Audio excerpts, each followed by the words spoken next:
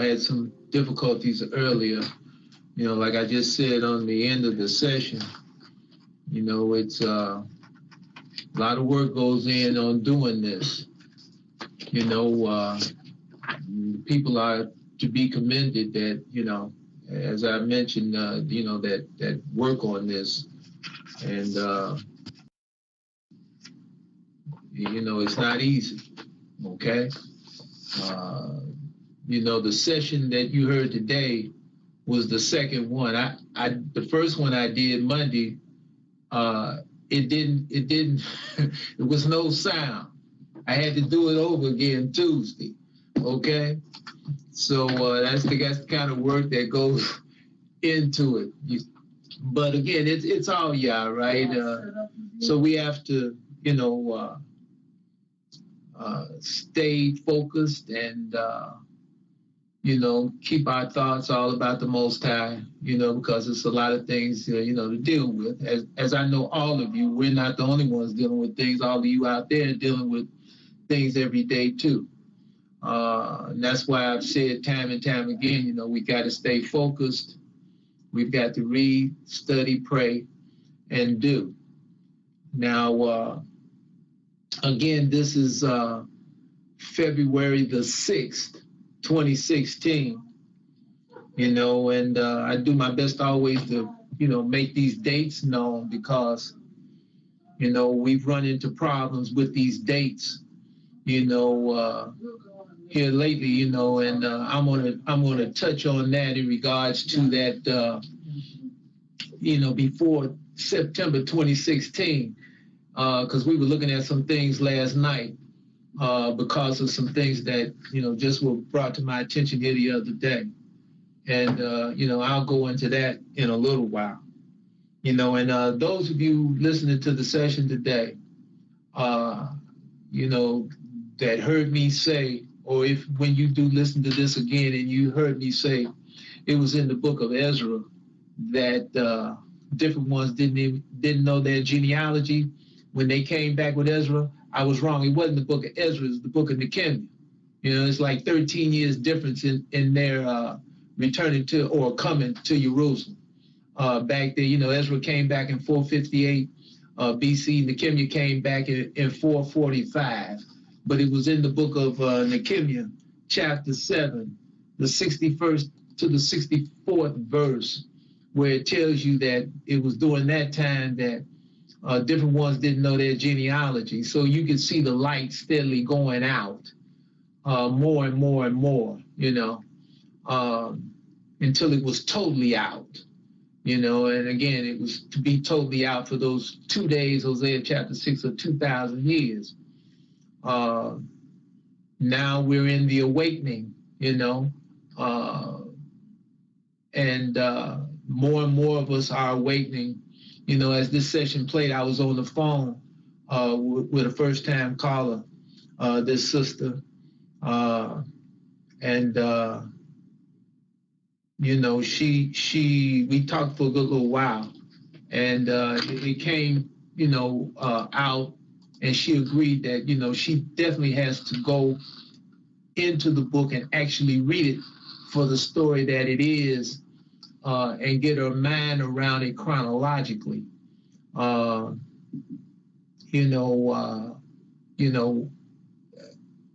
don't know how many of you in the room right now, or who will hear this, have actually read the book of remembrance, the so-called Old Testament. King James Authorized Version, as we've said in the past, that's the only one that fulfills 51:5 Yeshaya and 46:13. In 46:13, Yeshaya said he is brought near his righteousness, his salvation is soon to follow. And in 51:5, he said his righteousness is near. Again, as we said in the past, Deuteronomy chapter 30, what Yah brought through Moses at that time, in 1400 BCE, that the book of remembrance, Yah's word was not going to be up in heaven where you had to send somebody up there to get it, or under the sea where somebody had to go down there to get it. It wasn't going to be just on one side of the earth. it would be near everybody, or nigh, as it uses the term NIGH, nigh or near everyone on the face of the earth. I've said in the past that this King James Authorized Version is the only transliteration translated in over 2,000 languages. Since then, Yada brought to my attention where she was reading where it's the actual King James Version in its entirety with the Book of Remembrance in the New Testament is only translated in like 550 or 60 something languages. Those other 1400s plus translations are only in the New Testament. I've mentioned in the past where I've seen when we were on the road, when I was with the first movement I was with back in 81 and 82. So we're talking well over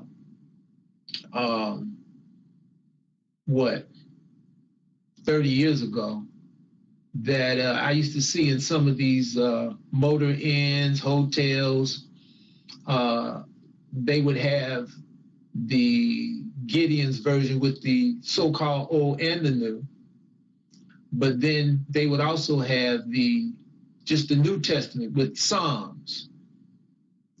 And in some of these motor inns and hotels and whatnot, they would only have the New Testament and the Psalms. They wouldn't have the Book of Remembrance at all. So again, I looked at that as indicative that,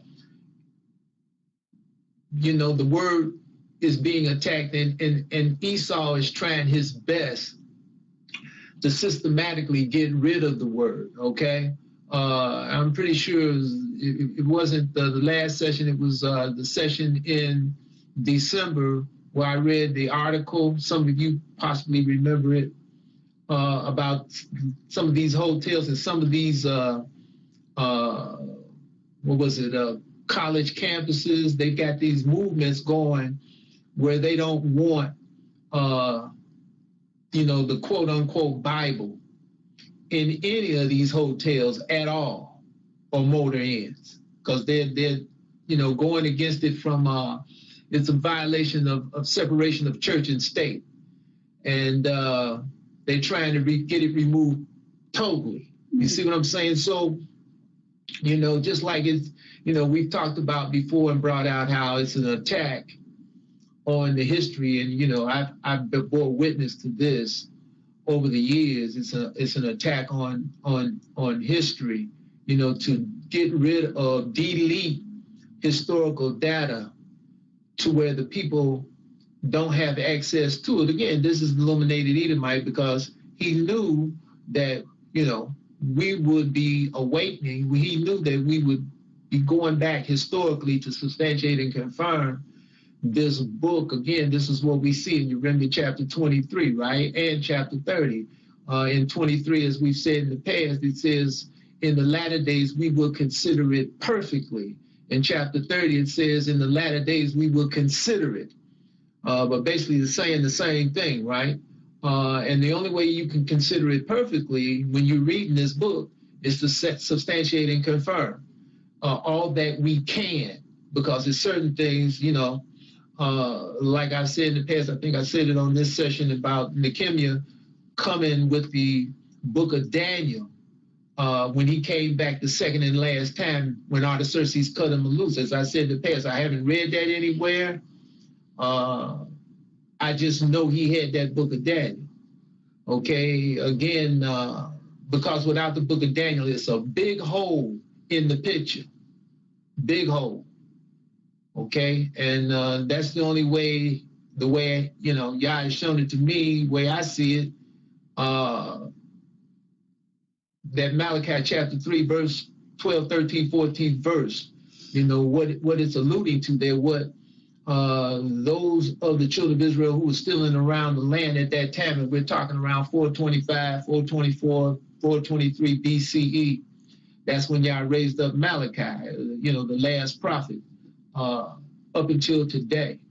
And I say that like that because, again, we can see, as we've said before, that it had to be the time had to be prophesied. We see that in Malachi alluded to a prophet being raised up in Malachi chapter 4. We see it again in regards to the time in Yeshaya chapter 61, right? And again, that prophecy, as I was looking at something last night, that the brother Zechariah ben Israel put up in relationship to some things that took place in the room last week. It was brought to my attention. He put up and again, it was kind of convoluted in regards to the way I see it. And, a little bit later on, Zakaria, if you got any problems with that, you can put it up in the room, or you can call me, as I'm pretty sure I put up there last week, and we can discuss it. That's not talking about in the land where that's going to be said. That's said now, and said from captivity, proclaiming the acceptable year of Yah, and to appoint all that mourn to, in Zion, in Jerusalem and around Jerusalem, that they might be called trees of righteousness.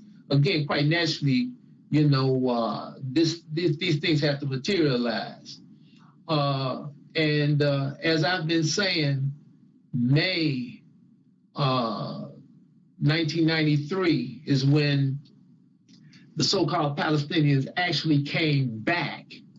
And, we were looking for that last night, couldn't find it. The only thing we saw, Yada was able to bring up about Yasser Arafat.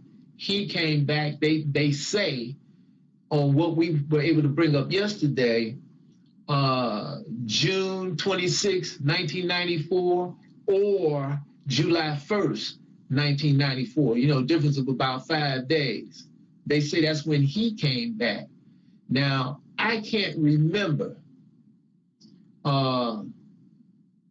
actually where, when, just where I obtained that May 1993 when the so-called Palestinians came back, but it's fixed in my mind, and I've been saying it now for about, over 2 years, since back in 2013. Because again, putting this thing together, as I've said, is not easy, working this puzzle out, put all my faith and trust in the Most High.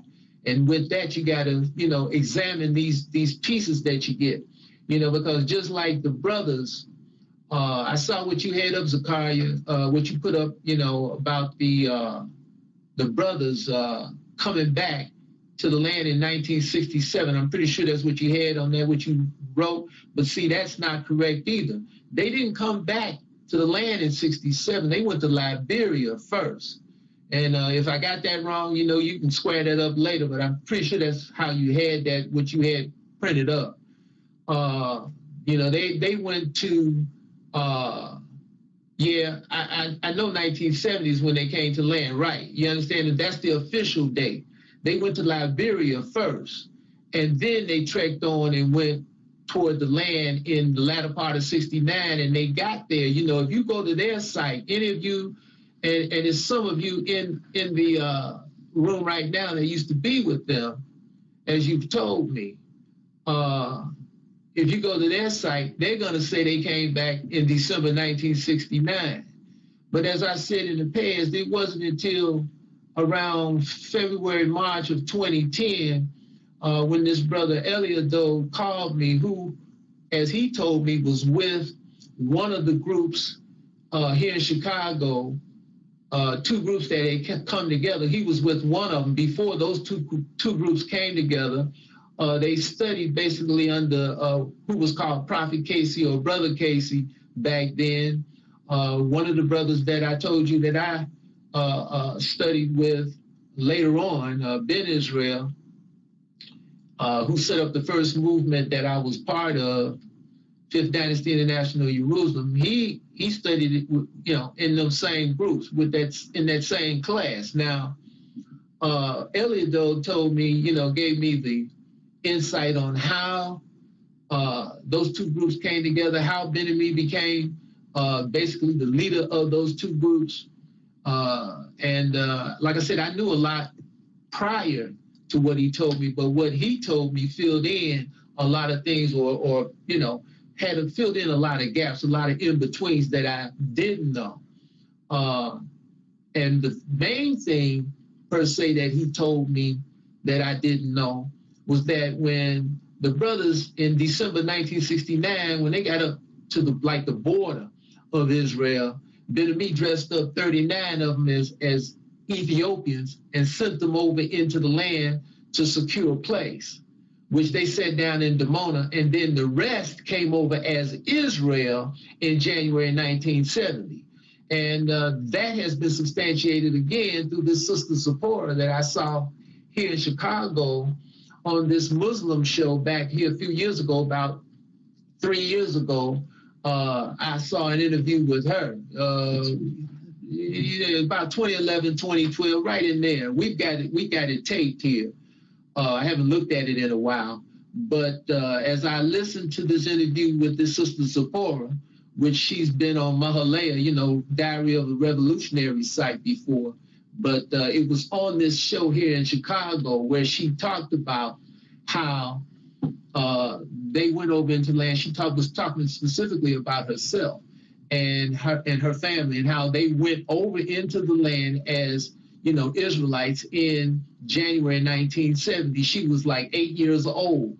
And that substantiated what the brother Eliador told me. So this is how we get these things. And this has been the thing of putting this together, to get the veritables, the timeline, honestly, in truth. Now, as we went into the internet last night, and Yada was searching to try to find out just when the so-called Palestinians actually return. See, because that's the key there. It's not when they sign the Oslo Accord. That's not what's talked about in Ezekiel chapter 16. The key, verse is when they actually return. And that's what it says. It says when he returns, the sister that dwells at our right hand, and then the sister that dwells at our left. That's the key word, return, not signing any kind of accord, because a lot of times, they come to agreement on things, but they don't sign those things till later on. So the key verse, if I'm not mistaken, is 55 in that 16th chapter of Ezekiel, okay? And I'll read it to you. Verse 55, when thy sister Sodom and her daughters shall return, okay, to their former estate, and Samaria and her daughters shall return to their former estate, then you and your daughters shall return to your former estate, okay? And that's how Yah has done it and is going to do it, because again, we know that the word of Yah is going to come to pass. Nothing returns unto him void. So the deal is to figure out, you understand, to get the true dates, which from what we could tell last night, Esau, he's been listening, and now, you know what I'm saying, we're not saying that they came back in May 1993. Now, I know I didn't plug that out the air, okay? You understand what I'm saying? So, I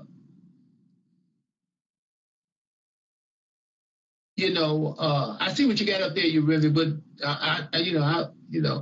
but the deal is, it looks like Esau is fooling with it, trying to disrupt these dates so that we can't actually pinpoint. But we know from all these other things, we've got to be close. And what I mean by all these other things, we should, that we talk about when we go through these newspaper articles, okay? And, like I said, what they've got up is that Arafat came back July 1st, 1994, or June 26, 1994. But again, it's not about when actually Arafat came back. You understand what I'm saying? It's when, as it says, Samaria and who? her daughters. See what I'm saying? So that's more than one. It's not about, one person. And again, we don't know exactly how that could be construed about Arthur actually coming back at that time. Now, if any of you out there have seen, because I'm thinking in my mind when I said time and time again that the Palestinians came back in May 1993, different ones of you out here have gone and possibly substantiated or confirmed that, because I didn't get any blowback from that. And I'm always looking for, blowback, because again, this is a dictatorship. Did you hear me, Zakaria? This is a dictatorship, but the dictator is Yah. You understand what I'm saying? That's what that is, okay? In that regard, I'm nothing but a CEO, okay? Chief Executive Officer in regards to this movement. I just run according to, what I would really like? I would really like if Yah would talk to me and tell me, Yehuda, do this and do this and do this, and I want it done this way and I want it done this time. That would be great. That would really be great. But it's just not that way right now, okay? And as I said before, we got to get into this book, which has been, hooked up by Yah through the illuminated Edomite. They've attacked it, but we got to go to Yah to get the wisdom and understanding of it. And just like I got through saying to the sister on the phone, and I said to all of you, and all you got to do is go chronologically through the site. You hear me saying this time and time and time again, which is in harmony with Deuteronomy chapter 30, right? And that is when we return to Yah with all our heart and soul and obey all of this law. That's why in this session, I went back over again, those key parts in Exodus chapter 12. I'm pretty sure that after today, it should be no more equivocation of how a 24-hour period begins. With any of you that's in this room are going to hear this session or this Q&A or heard this session in the future, okay? Because I'm pretty sure it's locked. It was always locked with me, but, I go back over because it ain't about me. See? This movement is set up to aid and abet any and all who are seeking truth, who's seeking the Most High, to help them understand in a quicker manner than it's taken me. You follow what I'm saying? Because, I've been on this path now since 1973, knowing, basically knowing since 1974. March, 1974. Unequivocally knowing I'm on this path, right? But I didn't totally understand that I had to stop straddling the fence until January 1983, and then I got myself like that in basically, you can say September, October, because it was a little situation in October, but it was only for a second, and I understood that, but of 1983, and ever since then, totally submitted and committed. And Yah has, just like now, I'm sitting here, I'm looking at this screen. I'm looking at the number of people that's in this room, 65 people right now in this room. I remember when it was just me, downstairs in the room with the door closed. You get my drift? Just me and Yah and me. And like I said, this ain't about me, okay? But, again, Yah has allowed me to see about this movement. I would think that's why all of y'all in the room, because you've heard things come through this movement that has cleared up things that you had discrepancies about, things that you had aberrations about, areas in this book that were dark to you. Simple as that. And I'm not taking any credit for it, because I can't. I'm just a conduit. How many times have I said that? And I know things get tough sometimes and you get down, or, just like, you might come into the room, you put something up, you might get some feedback, some blowback. But, like you said, Zakaria, when you're typing things in this room, sometimes it doesn't come out. just like maybe you wanted it or you thought it because you're typing. That's understandable. Ain't nobody mad or shouldn't be, right? But by the same token, you shouldn't be upset either, right? Because again, you know, we all scrutinizing this situation. Isn't that right? Okay, so quite naturally, you come out with something like I said, what I saw you put up, Zakaria, you understand it wasn't totally correct in my mind. Now, again, you know, we haven't talked in about a year. Isn't that right? And, you know, the phone number's up there. If you want to call me anytime, we can discuss some things. You follow what I'm saying? And, you know, you calling me is not making you subservient to me. You calling me is not making you, you know, like you got to clear something with me. Hey, if you care about me like I care about all of you, and you see something that you think I ain't seen, don't you want to share that with me? I'm sharing with you. Simple as that. You know, I look at a lot of these names in this room, they call all the time and we discuss things. You know, like I just said in this session, though, I'm not a Christian. So, you know, I'm accessible to everybody, but I don't go hunting for one or the 99. Simple as that. But, you know, if a person thinks them calling me makes them subservient to me, you know, where's that thought coming from? Because it's not coming from me. And it's times when, you know, I've had conversations with different ones. We don't necessarily agree on certain things. And that's okay. We're not mad at each other. Uremia and I, we've talked on some things at certain times. We don't agree on certain things, but he's not mad at me. I'm not mad at him. You know, and as time goes by, then we come into harmony on some things. And as time keeps going by, we're going to get in harmony on other things, on everything.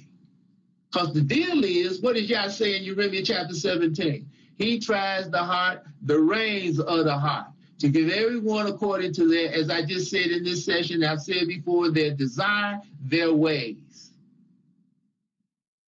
Simple as that. He's bringing everything to the light and everybody.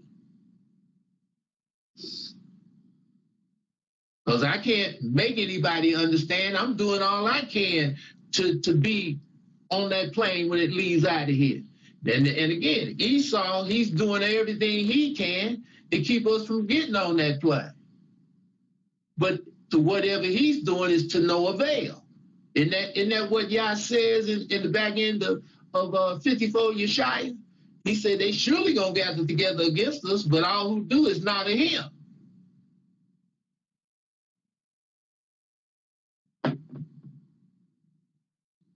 Right? And all who do gonna fall for his sake. I didn't see people fall already over the years. I've touched on that in the past. Simple as that. But, you know, I'm still here, still doing in pursuit of the Most High, doing all I can to establish him atop Mount Moriah in Jerusalem. And it can't happen soon enough for me. As I've said in the past, I wish that it had happened yesterday. So that tell you where I am today, right?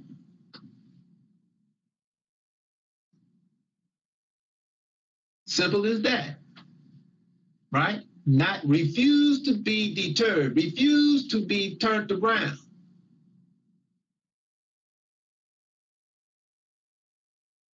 Because this is me. This is what I'm about.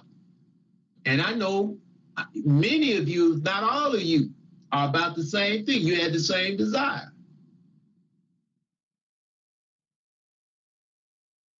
But at the same time, when people put stuff up in this room, and again, this is the format that we use here. Because again, you know, if we had an open mic, right, and you got 65 people in the room right now, I mean, it might more likely is going to end up being like the Tower of Babel. Right? See, as I put out in the past, when these sessions are going on, they're to aid and abet people, to help people. Okay?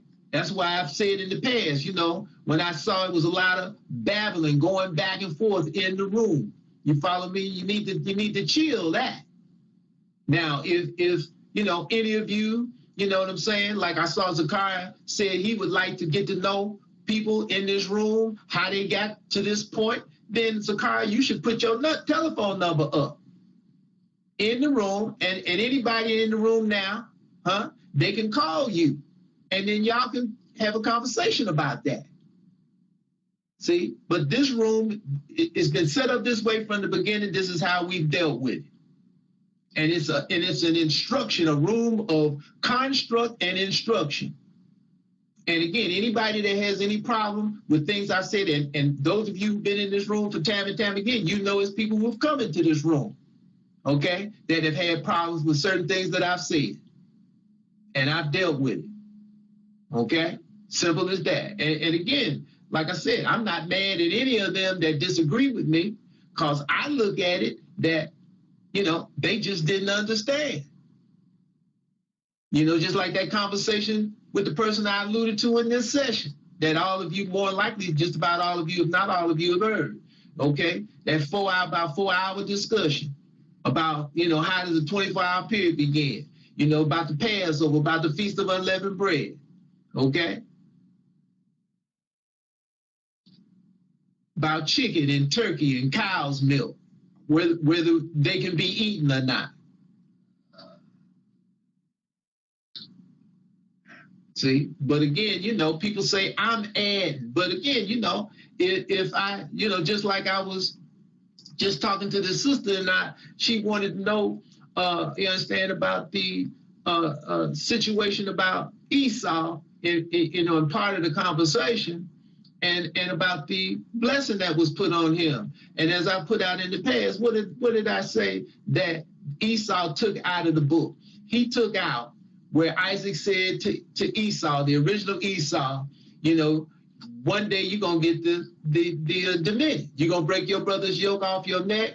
You're going to get the dominion, but you're going to live by your sword, but your dominion is not going to last. You're going to come back up under your brother forever. Now, as I denoted when I talked about that, it doesn't actually say that there about your dominion is not going to last and you're going to come back up under your brother forever. And people that say, well, where you getting that, Yehuda? That ain't in the book. But the deal is, what does it say? Esau hated his blessing. Now, if he knew he was going to eventually get the dominion, why would he hate his blessing? Then when you go to Daniel chapter 2, Daniel chapter 7, what does it say there? That Yah is going to set up his kingdom, that his kingdom is going to overspread the earth. And everybody that's on this earth going to come up under his dominion, and he going to reign over the earth forever. And then in chapter 7, Daniel, at the back end, what does it say? That the saints of the Most High going to take the kingdom and possess it, and they going to run it. You understand what I'm saying? For Yah, because they're going to minister to Yah. Ain't that the purpose of Israel? That's why Yah says in the book, and some of you out there, it escapes me right now where it is, but I know if not all of you have read it, Israel's going to do what? Dwell alone. Israel's plight is not reckoned with the rest of the nations of the earth. Now, quite naturally, it's going to be people of other nationalities that's going to come in because they're going to want to get as close to Yah as they can get, which means they're going to get as close to us as they can get. In that what we see in chapter 8, Zechariah, 10 men out of every nation going to grab hold, you understand, of a skirt to he who is an Israelite, not a Jew. That's an implant. That's another attack on the book, like king. You understand what I'm saying? Yah is the king. How many times did y'all hear me say that on that recording that was recorded? We didn't have kings. We had governors, captains, not kings. Yah is the king. He runs it. We only administer to him. And you're going to have people of other nations going to want to get as close to Yah, so they're going to come in, grab hold of us, and they're going to what? Become our servants whose we were servants too. Doesn't it say that in the book? Am I adding anything?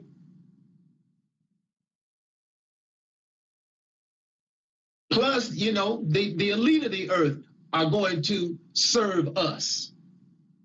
Isn't that what it's saying in Yeshaya chapter 49? Yeshaya chapter 60? Because the only way to stay on this earth, everybody gonna have to submit to Yahweh, the king. Simple as that.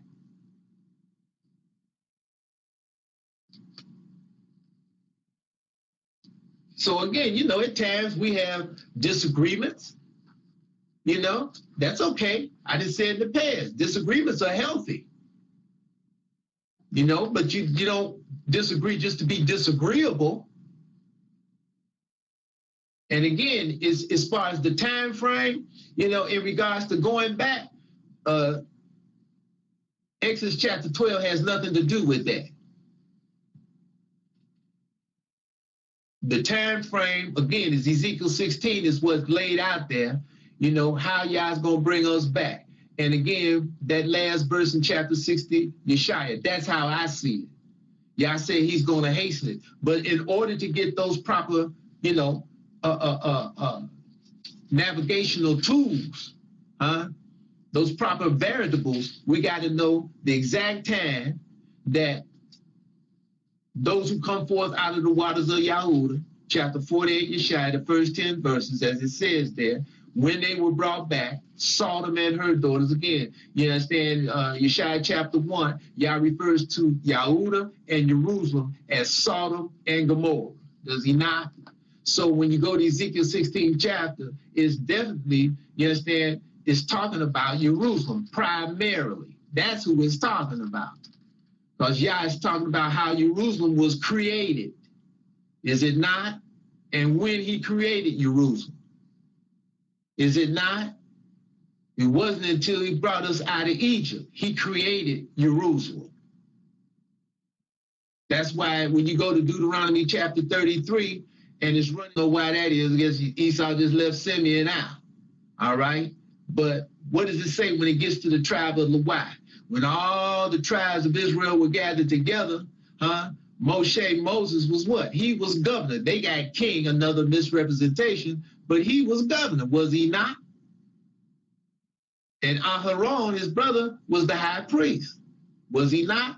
You know, we know it's been taken from Aharon. It's not called by his name anymore because of what, you know, his descendants, you know, did. So now it's called after Zadok forever, right? And then we can see that it was, you know, talked about the scepter or the rulership or the governorship, right? In Genesis chapter 49 in regards to Yahudah. And as I said in the past, what was the deal with Yahudah, the original Yahudah? He was always rising up to fulfill responsibility and obligation. Was he not? And we see that in regards to, you understand, Yaakov, Yisrael, giving Benjamin into Yahudah's care. And when Yahusay played the trick, on him and was going to keep Yahudah, Benjamin, his brother, you know, his full brother, as his bond servant. You follow what I'm saying? What did Yahudah do? He stood up.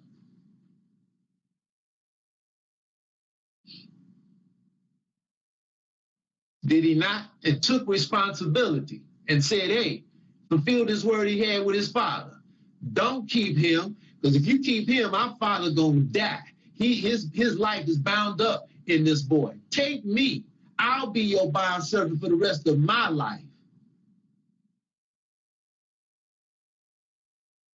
And that's what got back. That's what Yahusay told Yisrael. You know, he told him. And that's why before Yisrael died, he put the blessing on them boys. What did he say about Yahudah? The scepter, is going to go into Yahudah because he taking on responsibility and obligation to his own hurt.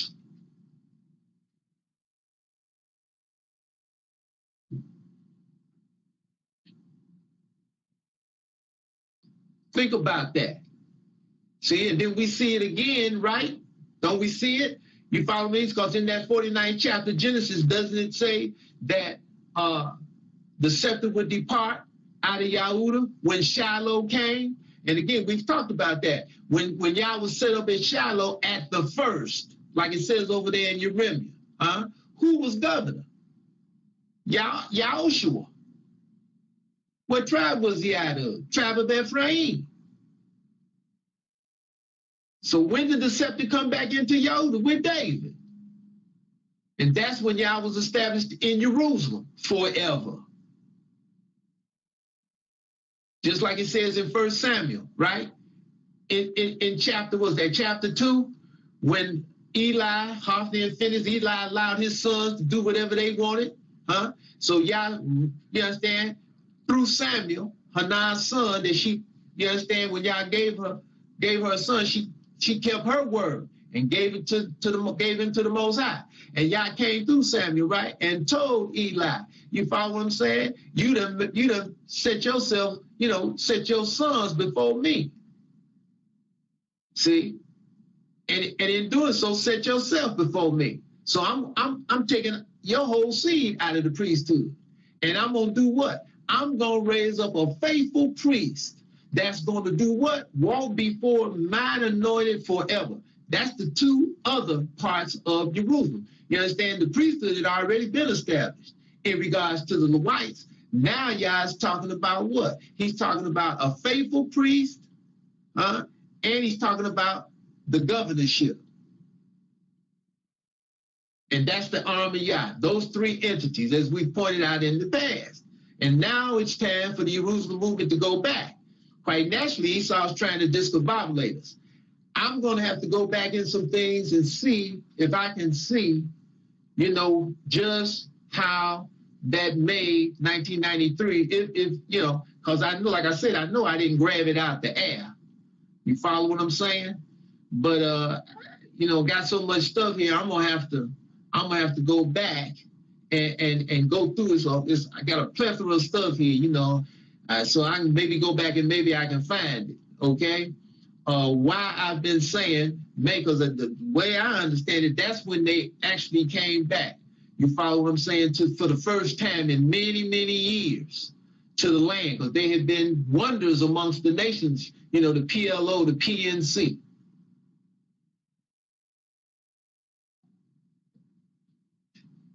Okay? But, I have no doubt that Esau's been, because he's listening. And that's why Yedida, she has a hard time staying in the room. I don't even think she's in there now. See, because she's the one that opens up this Power Talk room. Oh, okay, so she's in there as her old name. You understand what I mean? And maybe I should have kept that quiet. Maybe Esau missed that. You know what I'm saying? But they attack her machine because she's the one that opens up this Power Talk room. She's the one that, has got this open. So they've attacked her machine and put a virus in there. And she catches heck, okay? But at the same time, Yah has made it where this message gets out. We were 45 minutes late this morning. I hate to be late. I like to be on time. But at the same time, I just went and prayed. I didn't say anything. I didn't want to get Yah to discombobulated, or you did. I just went and prayed. I didn't say anything. I kept my mouth closed. See? And understand, I give it to the Most High. Because if he wants this message to go out, he going to make it go out. Because again, like I said a little while ago, okay, the first session I did Monday, it was a little less than 7 hours. And then when I finished, I called Yada. She came in there and started dealing with it. She said, there ain't no sound. I'm like, what? Okay, no sound. You understand what I'm saying? I had to bite my tongue and almost bit a hole in it. I just went on, let me be quiet, because they give it to the Most High. Because evidently, y'all didn't want that to go out. That's how I looked at that.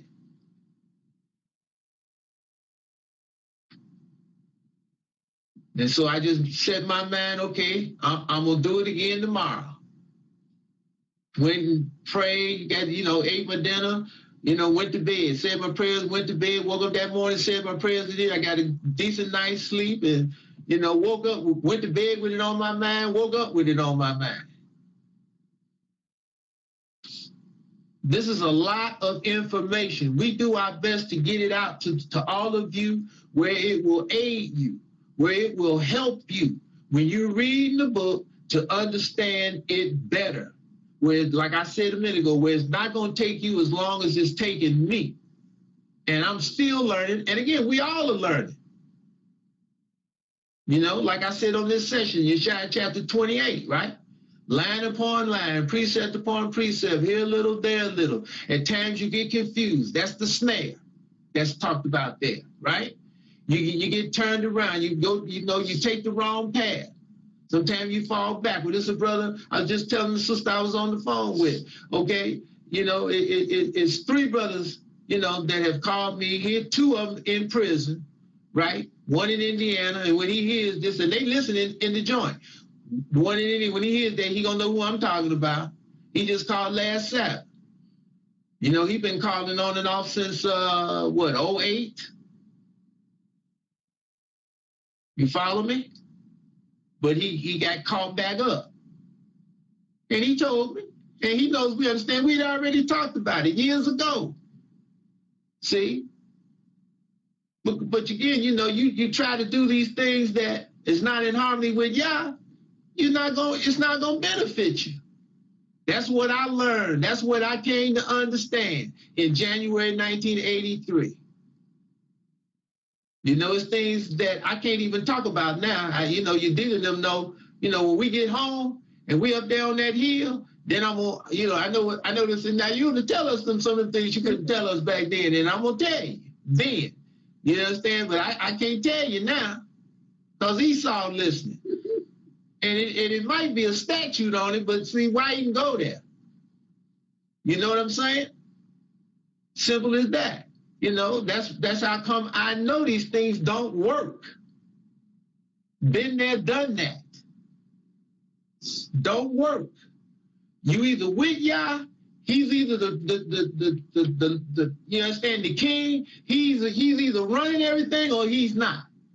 And if you truly understand that he's the king, and it's nothing, as he told Sarah, right? Is it anything too hard for him? If you really understand that, then you got to turn to him, submit, and obey. And again, Leviticus 26 chapter, 40, 41, 42. We've got to acknowledge the sins and iniquities of our forefathers. We've got to acknowledge ours, and we've got to accept of our punishment. And that's what I see. A lot of these Israelites who've awakened, they got a problem with that. They don't want to acknowledge if they're wrong about a thing, just like, you know, what I've been saying about this May 1993, September 2016, right? The day we should get out here before that. If I'm wrong, I'm wrong. If I'm right, yeah, it's great. I'm not afraid to be wrong. I've been wrong before, but I got to say it like y'all shown it to me. I'm not going to hold it in my heart, afraid that, oh, man, this might not happen. So I ain't going to tell this. I've been wrong about things before. I'm not afraid to be wrong, because this path is trial and error. But that's how he's shown it to me. And I got to say that. Other than that, I'm not being a servant to the Most High. I'm afraid of what people gonna think. I don't care what people think. You can think what you want. Doesn't make it true, doesn't make it a lie. That's just your thought. I'm only concerned about the truth. And when Yah shows me a thing, I got to tell it. Simple as that. And I'm going to tell it. And let the chips fall where they may. I'm already under attack by some for making the statement. Okay, you know what I mean? I only fear Yah. I don't care what people say. Now again, if any of you have seen when the Palestinians came up to the Gaza Strip or the West Bank, after they had been wonders amongst the nations, right? Hosea was that 9th chapter, verse 13. Then put it up on the screen or call and let us know. You understand what I'm saying? So share it with the rest of us. But that's what I saw. I saw it was May 1993, but we're not seeing it. We're not seeing it now. Because like I said, it's got nothing to do with the signing of the Oslo Accords. You know, they come to these agreements and whatnot a lot of times before they actually do the actual signing. Okay? And that what was on, what Zakaria, what you had up, you know, that picture of Arafat and Rabin and Clinton, that was in front of the White House. That wasn't in Oslo. I remember seeing that myself on TV. So again, you know, that like I said, I don't know. I can't remember now just how I saw that name, you know, where it was per se. I'm pretty sure I saw it when it jumped off. You know, because my mind, you know, 1993, May 1993, that's when they came back. See? And like I said, I know the January 1970 with Sodom and her daughter, you know, those who came forth out of the waters of Yahuda.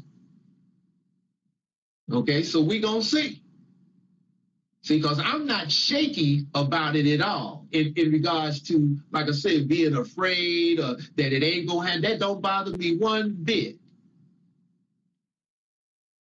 Because if it doesn't happen, I was wrong. Y'all still solid. Then that means we got to go back in there, like I said, and figure, just when they came back initially, not Arafat by himself, but you understand, the PLO and the PNC, when they actually came back. But that's what I saw. Simple as that.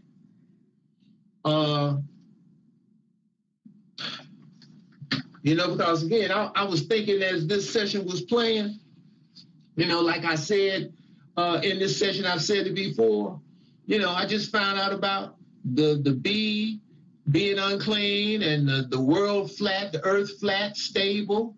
And, you know, and I mentioned before how Yedida, how I had been saying that, you know, the next day after they came out of Egypt, they, you know, went through the Red Sea. That was wrong. You know, Yedida brought that to my attention. I make mistakes at times, and that's what y'all, all of you out there supposed to be doing. You're supposed to be reading, studying, just like me. Read, study, praying, and doing. Just like what you said, Zakaria, everybody's supposed to be doing that same thing. Just like I saw your book up there, your book's similar to mine. Got all the little notes and red marks and underlined and everything. You follow what I'm saying? Because we over this book like fly on fly paper. Because this is Yah's righteousness. This is where we got to go to get in harmony with Yah. Because the way of man ain't the way of Yah. And the way of Yah ain't the way of the heathen. And we got to, this is the only way we can discern the ways of the heathen adverse to the way of Yah, and then let the ways of the heathen go. Isn't that what we told? Let those ways go. See, but you got some, you know, got a hard time doing that. And then that's understandable. That's understandable. But at the same time, when they come with the nonsense, we got to call it out. That's what we're supposed to do. That's why we wear this law. And all the attributes of the law before our eyes, like what? Frontlets. Because we use that, we supposed to judge. But we judge what? According to this law. With the statutes, ordinance, judgments, and precepts. In that Deuteronomy 1:17, we are to respect no persons in judgment. Have I ever asked any of y'all out there to respect me? Did I say to trust me? I told y'all, I don't even trust me. Because that would be trust in flesh. We supposed to trust Yah. We don't trust this book. We don't put any confidence in this book. Isn't that what it says in Micah chapter 7? Right. It's just a guide that's been tampered with. We put our trust and confidence in Yah at all times. And the judgment is Yah. Deuteronomy 1:17. We're supposed to keep that before our eyes like frontlets. That's why when people, you understand, and I'm in reference to, you understand, 2 Samuel chapter 17, when people who care about us but not quite privy to the law, and they make something for us, prepare something for us to eat, and they bring it to us and we discern it, Leviticus 20:25, right? And I can't eat that. That, you know, I don't eat that. I appreciate what you did, but I don't eat that.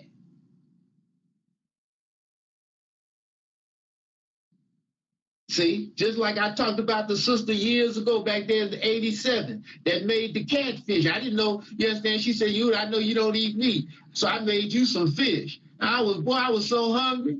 You understand what I mean? And it's about 80, 90 people there at her place. You know what I'm saying? And when I took a bite, just when I got ready to take a bite, I said, what kind of fish is this, Debbie? And just when I put it in my mouth, she said, it's catfish. Oh.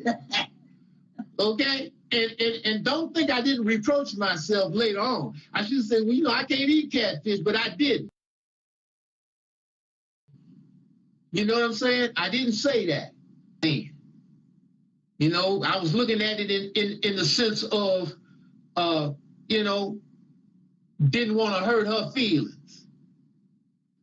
But at the same time, I possibly should have said something, never know. Maybe that might have helped her. Maybe she wouldn't have died of cancer, what was it, about 14 years later, 15 years later, if I had said that.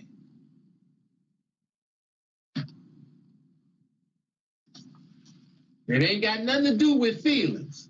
See? So again, when you put something up in this room and, somebody might not have understood it, or you might not have typed it just like you thought it, or, you're not just talking to somebody right out like I'm talking to make yourself plain, you know what I'm saying? Then they might come in and say something. Don't, like I didn't say it before. Like the book says, don't make a person an offender for a word. And at the same time, I know some of you out there, you might be a little antsy, you might be a little off kilter because of what's going on in your life at the time. So somebody might say something and you might blow a gasket, and all of us got to understand that too. See, but the deal is we got to get them things together, right? We always got to strive to elevate to a higher level. Okay? Just like I said, many of y'all heard that conversation I had with that brother for 4 hours, right? Some of you have told me, Yehuda, I don't know how you put up with that. I don't know how you lasted that long. But at the same time, that was the second conversation, okay, on these topics. Altogether, it was 7 to 9 hours. Okay, so we got to show forth patience. It's hard sometimes. A Gentile called last night on the Sabbath day. Sabbath night last night. He called, first time caller. He sounded like he was about from late 20s to early 30s. I didn't ask him how old he was. He was talking a little, discombobulated, but we kept on talking, and some things was able to reach him, and he knows, he understood, like, yeah, I need to read this book. That's it, my man. That's what you need to do. You see, you kind of gotta bear with people. Can't be so ready to get angry. Okay. Now, as usual, I got just a few newspaper articles, and then we're going to get to y'all's questions, okay? Chicago Tribune, February 2nd. Zika virus threatens world. The World Health Organization says cluster of birth defects prompted panel's decision. Okay, you hear that? Zika virus threatens world. Now, in the articles I just read on the end of this session, they said it was basically in the islands, right? It was about, now they're saying it's threatened the world, okay? So now who is really doing this? You understand what I'm saying? And again, those of you who watched the site meticulously, you probably remember when we were doing the shows with Mark Sims, I talked about how this person used to call here, back then, like 2009 and 2010. And maybe the last time I heard from him was early 2011. And I haven't heard from him again. He stopped calling just as abruptly as he started to call. He presented himself as a Gentile, per se. but he had a lot of information, and he told me about a year, maybe a little better than a year before it actually came out in the news about how, you know, the powers that be had systematically killed off the top like 200 of these pathologists, microbiologists that could pinpoint these viruses and tell you where they came from, and you understand how they arrive and how they, you know, travel and whatnot, metastasize and whatnot. They systematically were killed off over a period of time. He told me about this, and then about a year, a little better than a year later, it came out in the news. Something I was reading, maybe the Midnight Messenger, but it came out, and I talked about it, you know, way back, right? But he told me a whole lot of things. You see what I'm saying? Because he's the one that he started calling like around 09. He said his name was Joe, and we talked, and he's told me he was up in Canada, but the phone number was coming through California, but he told me he could maneuver it to make it look like that. I'm telling you. Okay, what's going on? Hold on. Yeah, right, please. All right, I can't talk now. We're doing Q&A live on Pal Talk. So if you want me to call you back, call you back tomorrow. All right, y'all bless. Yeah, so he used to tell me so many things, and then one day he called after, this was in 2010, and he said, "How you doing, Yehud?" I said, hey man, how you doing? You know, so he said, "You know what, Yehud?" He said, "Mark just don't get it." That's what he said. Talk about Mark Sims. He said he just doesn't get it. You know what I'm saying? And that's been proven to be true. Mark doesn't get it yet, anyway, right? Okay, Chicago Tribune, February 2nd. Again, I know, you know, many of you heard about this, you know, the militia group up there in Washington. And again, that's you know, Oregon. And, you know, that's some more of them rising up from within, the daughter of Babylon, raising up a shout, you know, Jeremiah chapter 51, right? Also, it was the police department, they said a little article about the police department in San Francisco coming under the review of the federal government because of, you know, injustices that in San Francisco that the police department has been doing upon, as they say here, scrutiny over the shooting death of a young black man and the emergence of homophobic and racist text messages exchanged between officers. Okay? Also another article here, European Union, 10,000 migrant children are unaccounted for. So I wondered if they over in Jersey Island. 10,000 migrant children unaccounted for. So what happened to them? Okay? And all of you know about Jersey Island, right? Chicago Tribune, February 2nd, it says study finds more trust in stocks. This is propaganda, right? 401k plans making more black workers investors. You hear that? You hear that? They want us, you know, black workers investing in the 401k. You dig? Stocks, right? Trying to get as many in the net as possible before this thing totally collapses, you know, before that economic thing, the bottom drops out. And all of you who are aware of Max Keiser, Keiser, the Keiser Report, do your best to watch Thursday's Max Keiser, the Keiser Report Thursday. Okay? Watch that one. And because he's doing a follow-up tonight with the guest he had on there, this Gentile lady. But make sure you watch that because they do an analogy, him and Stacey Herbert, right, about how all of the bottom is dropping out of the stocks, okay? And in a little while, they're going to totally collapse because there's nothing there that is resting upon. Okay, also, Chicago Tribune, February 3rd, this is out of Dallas. Zika passed by sex. You hear that? Okay, they saying now the Zika virus can be passed by, sexual intercourse.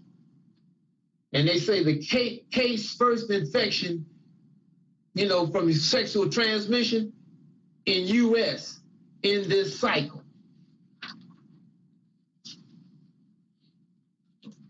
And Chicago Tribune, February 3rd,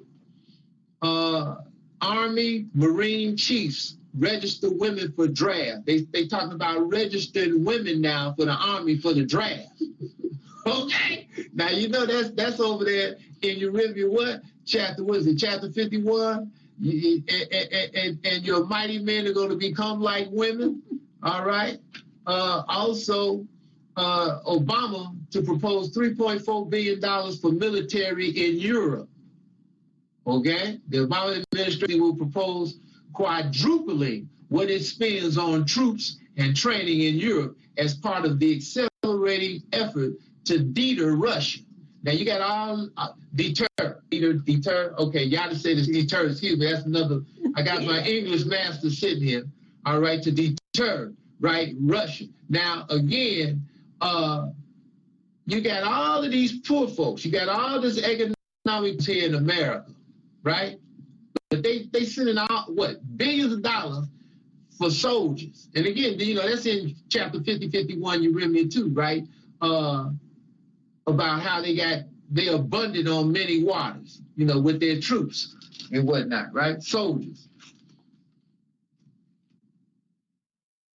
Okay, also in this same paper here, it says departing general gives bleak Afghan scenario. I don't know if any of y'all heard it. They're talking about, they were talking about pulling all the troops out of Afghanistan. Now they're talking about they're targeting troops in Afghanistan long term to the point of where they saying they could be there another, how's it go? Said the outgoing commander of U.S. NATO forces in Afghanistan warned Congress on Tuesday that scrutiny of security will deteriorate further unless the U.S. military makes a long-term commitment to stay in Afghanistan. Army General John Campbell, who has led the international force since August 2014, said the Afghan military is uneven and inconsistent on the battlefield, and it is plagued by corruption. He said the central government probably won't be able to fully defend itself until the 2020s. So they were supposed to have been leaving out of Afghanistan. Now they're talking about staying, into 2020s. Okay? Also, Chicago Tribune, February 3rd, drug maker working on Zika shot. You hear that? Okay, Zika shot. Okay, so they want to hit you, huh?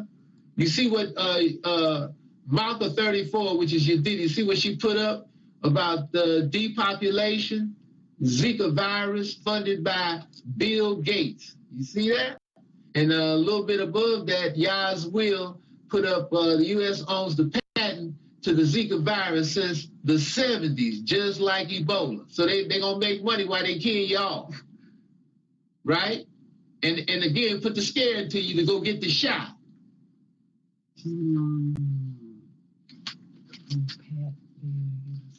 Okay?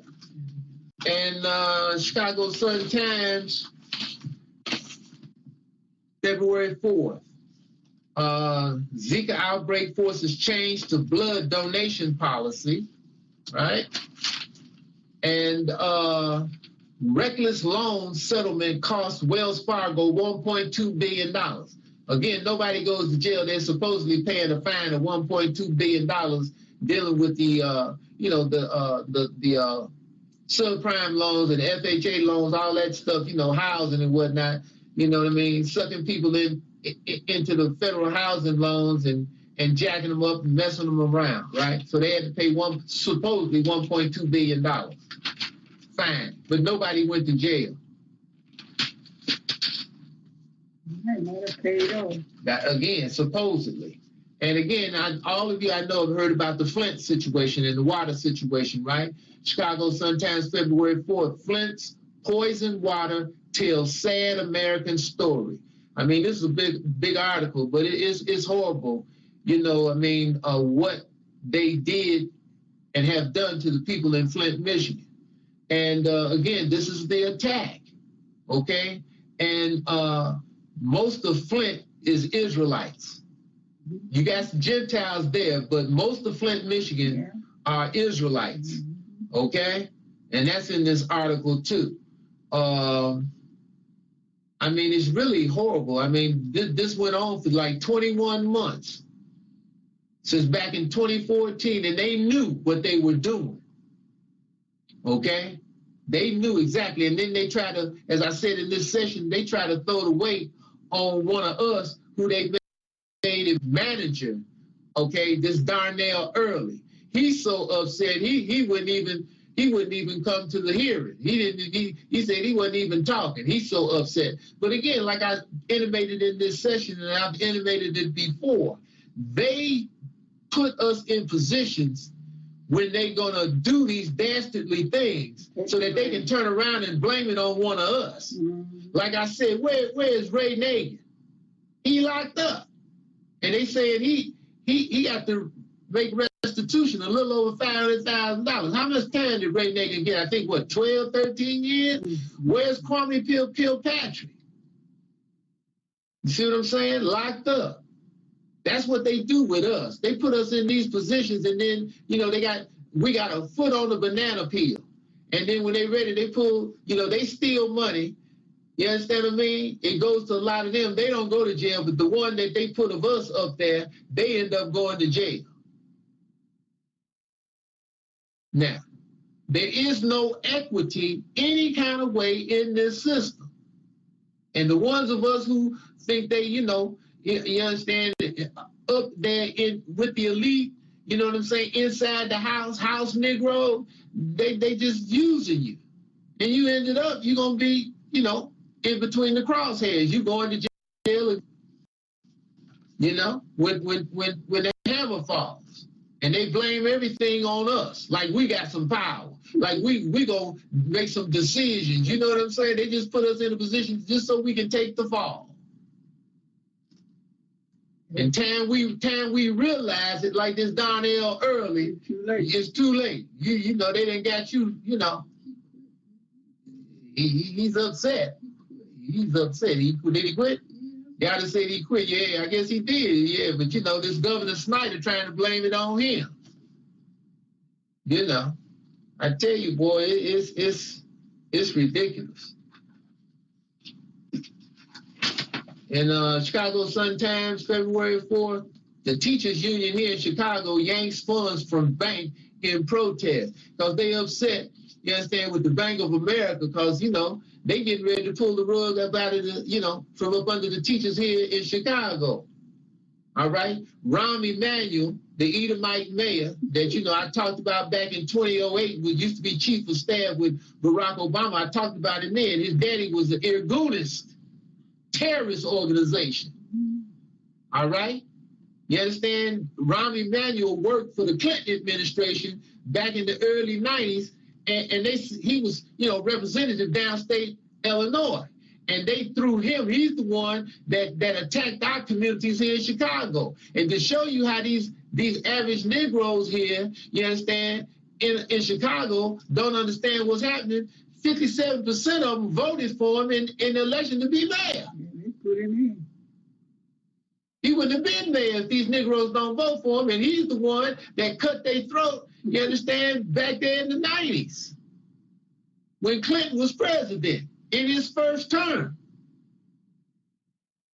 Now, okay?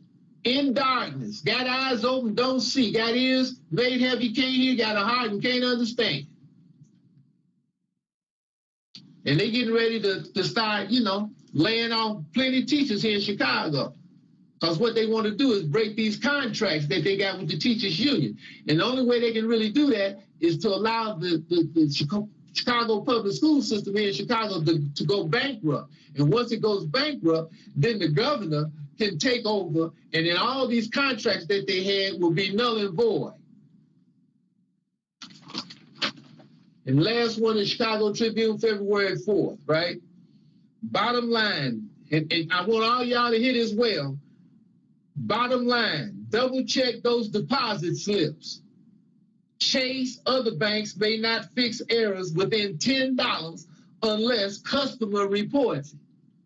So you better be checking them bank slips, because they're going to be making errors and it ain't going to be in your favor. And if you miss it, they done got you. Okay? Okay? I'm telling you, okay? So I got to read just a little bit. Check this out. Say Chase customers may want to keep a closer eye on their bank account statements. The bank might not fix errors in the amount of money deposited in customers' accounts as long as it's within the $10 range. Okay? Now, y'all can check that out if you want to. See? So you better be checking them bank slips, okay? If not, they've been intriguing. Okay. All right, now we open for conversation.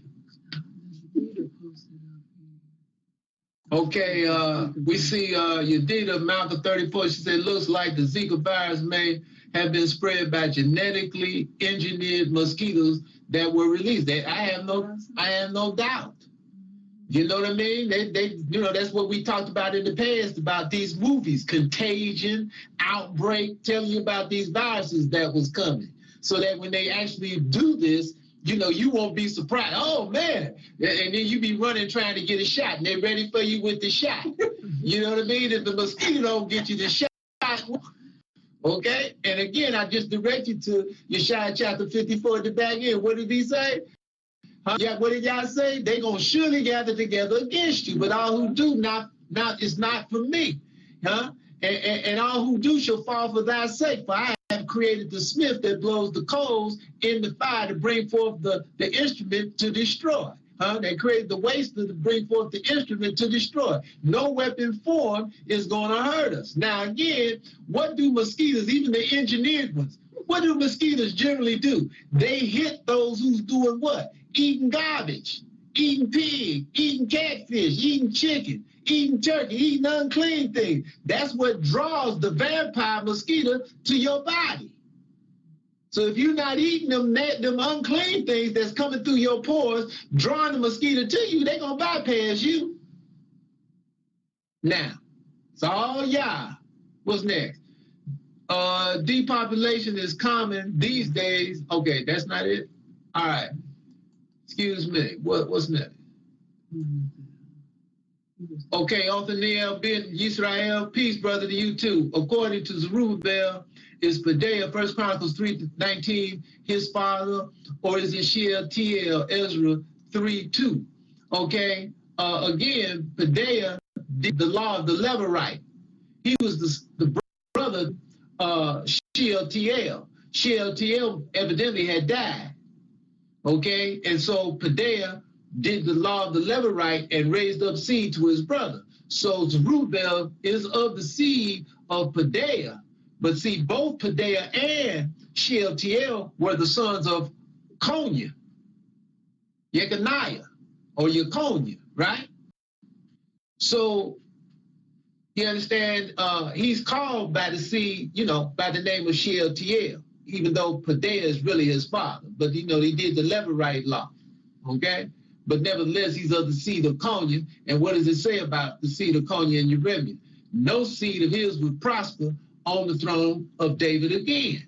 That's again why I think last session I'm pretty sure I said that in accordance with Yeshaya chapter 66, when it says before her pain came, she was delivered of a man child, talking about Jerusalem, right? All right. Well, I look at that as Jehoahaz or Shalom, who was taken down into Egypt, him and his family, by Pharaoh Necho. And I look at the seed of David today coming out of Jehoahaz. Before her came, she was delivered of a man child. What's next?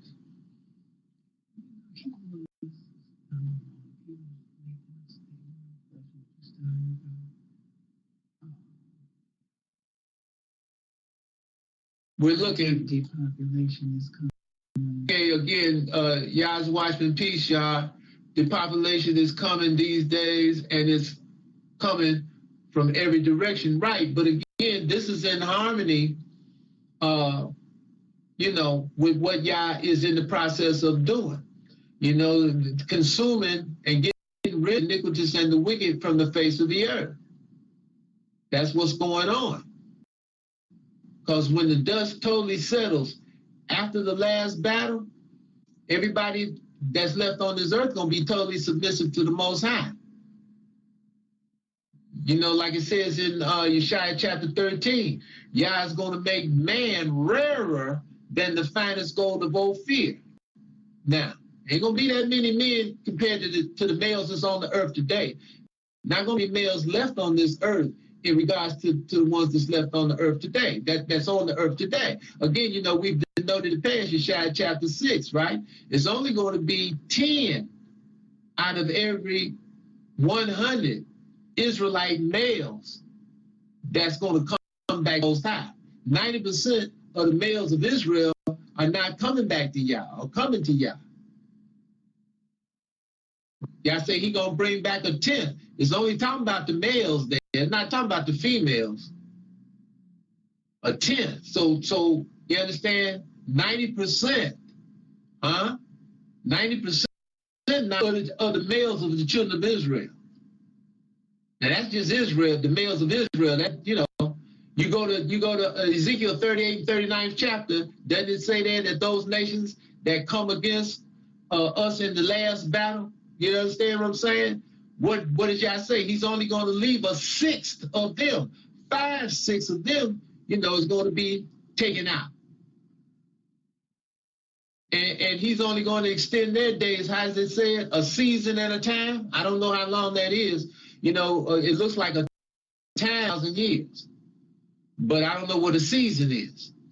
Okay? But, I don't know exactly what that's, the time frame there. But he said he's going to extend their days a season at a time. What's next? All right. It'd be just injecting it in the pregnant mothers with the battery of shots.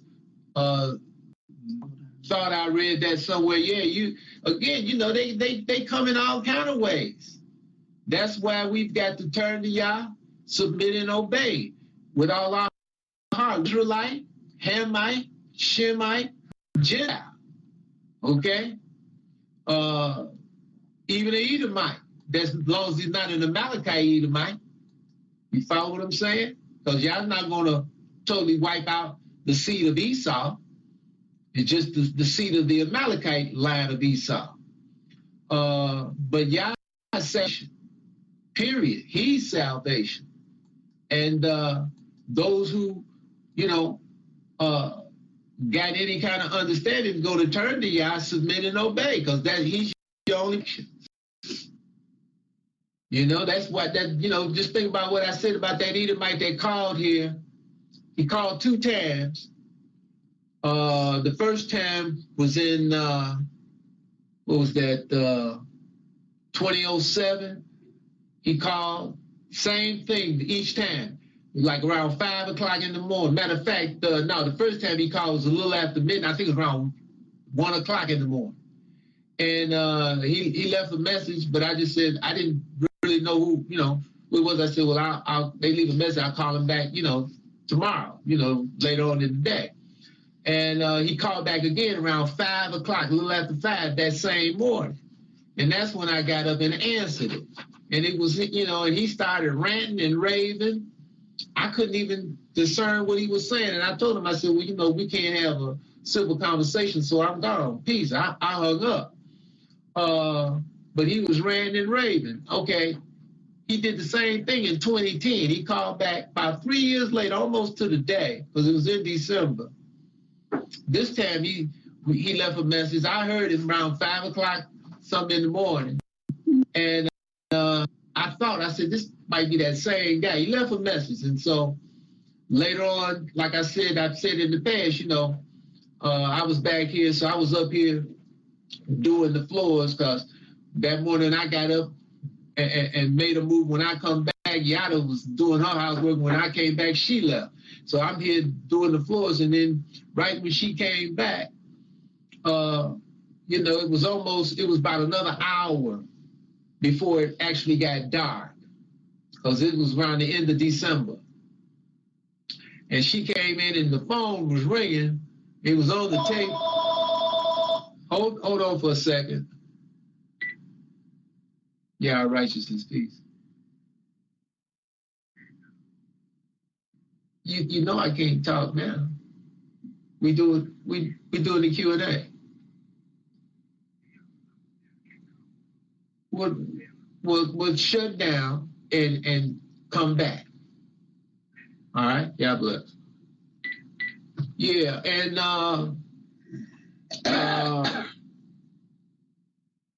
the phone started ringing. Yada had just come back, and it was sitting on the table. And she said, "You gonna answer that?" I said, "No." I said, "Whoever it is, they can leave a message." Because, you know, we were trying to get ready for the Sabbath.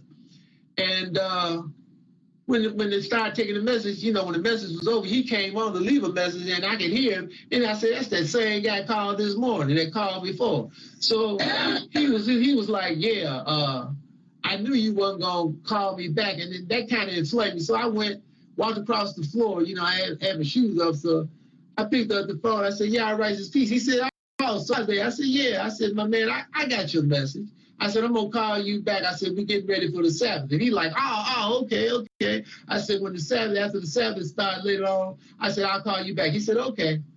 So, like I said, we ate dinner and everything, and you know, the Sabbath came in, and so, yeah, she said, "You gonna call it back?" I said, "Yeah, I'm gonna call it back in a little while." I said, I had my bath water else, I'm gonna get in the tub. I said, and then I'm gonna call him back. She said, "Can I listen?" I said, "Yeah."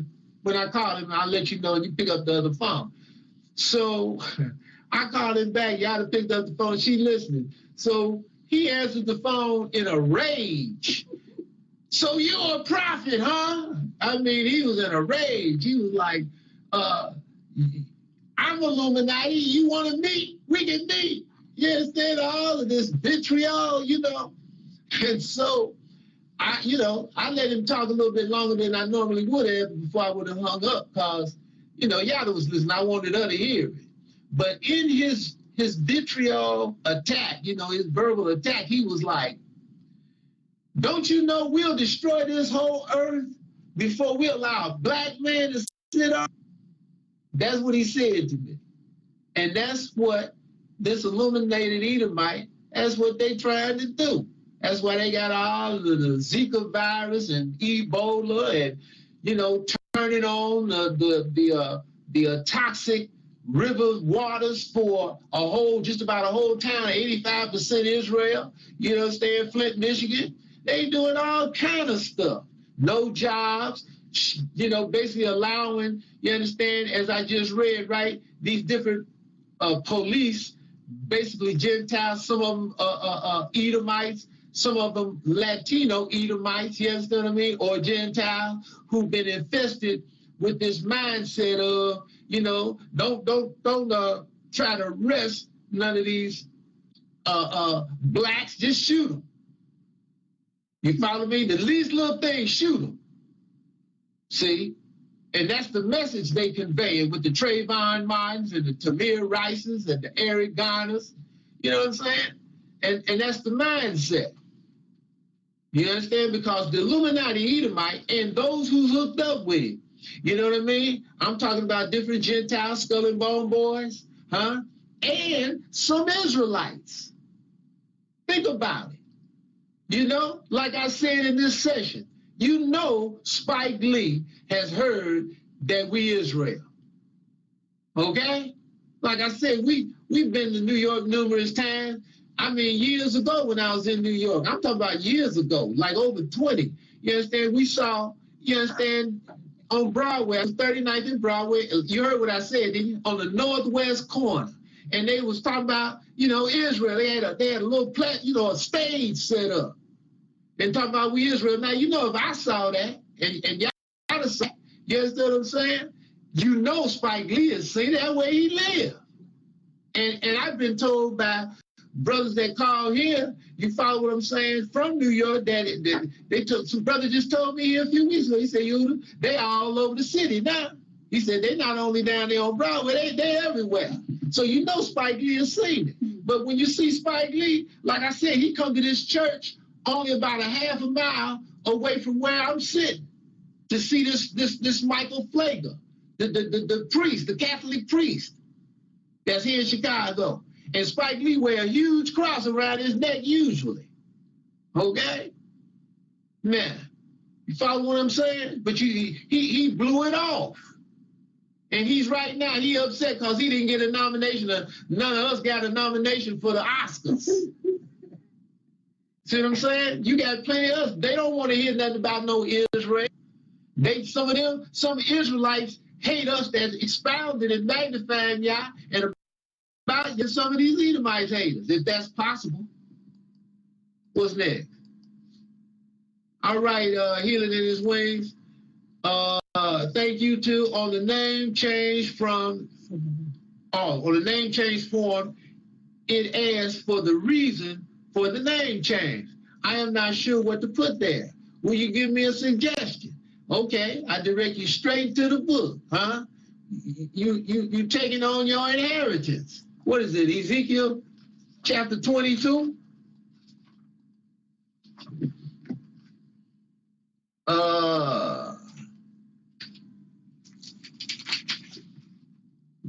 Or is it 20? No, it's not 20. You know what, I'm looking. Here it is. Chapter 22, verse 16. Okay? 22:16, Ezekiel. You see what it says there? And let me pick it up at verse 15. And I will scatter thee among the heathen and disperse thee in the countries, and will consume thy filthiness out of thee. And you shall take thine inheritance in thyself in the sight of the heathen, and you shall know that I am Yah, he who creates.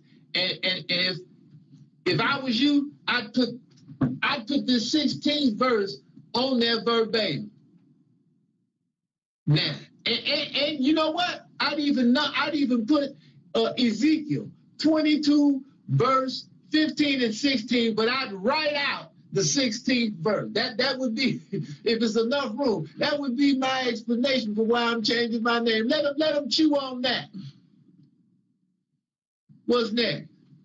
Okay. This is Yahushua 1955. Okay. 13 years old. Okay. Yeah, righteous. How Zadok ben Israel, peace, brother. How did you first get into serving Yah? And or if someone who presented the knowledge unto you about Yah. Again, and I've said this before, and I don't have a problem with talking about it again. You know, as I said, I'm going back to when I was a little boy. And, you know, I was born in Paducah, Kentucky.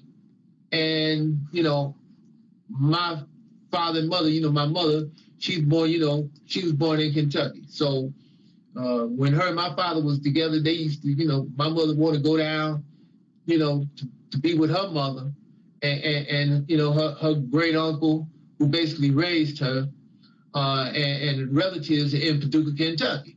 So they used to take, you know, us down there, me and my brother, even though my brother wasn't my father's son, he, you know, my mother's first husband, she had my older brother by him. But, you know, they used to take the four of us, used to go down to Paducah, okay? And when we would go down there, you know, like in the summertime, I remember the one time, you know, we riding by this big park, and I'd see all these Caucasians, and it was a huge park, and they had a train that rode all the way around. You could get on this train, I mean, like a little diesel train, and people were sitting in there, but it was all Caucasian, so-called quote-unquote white folks, right?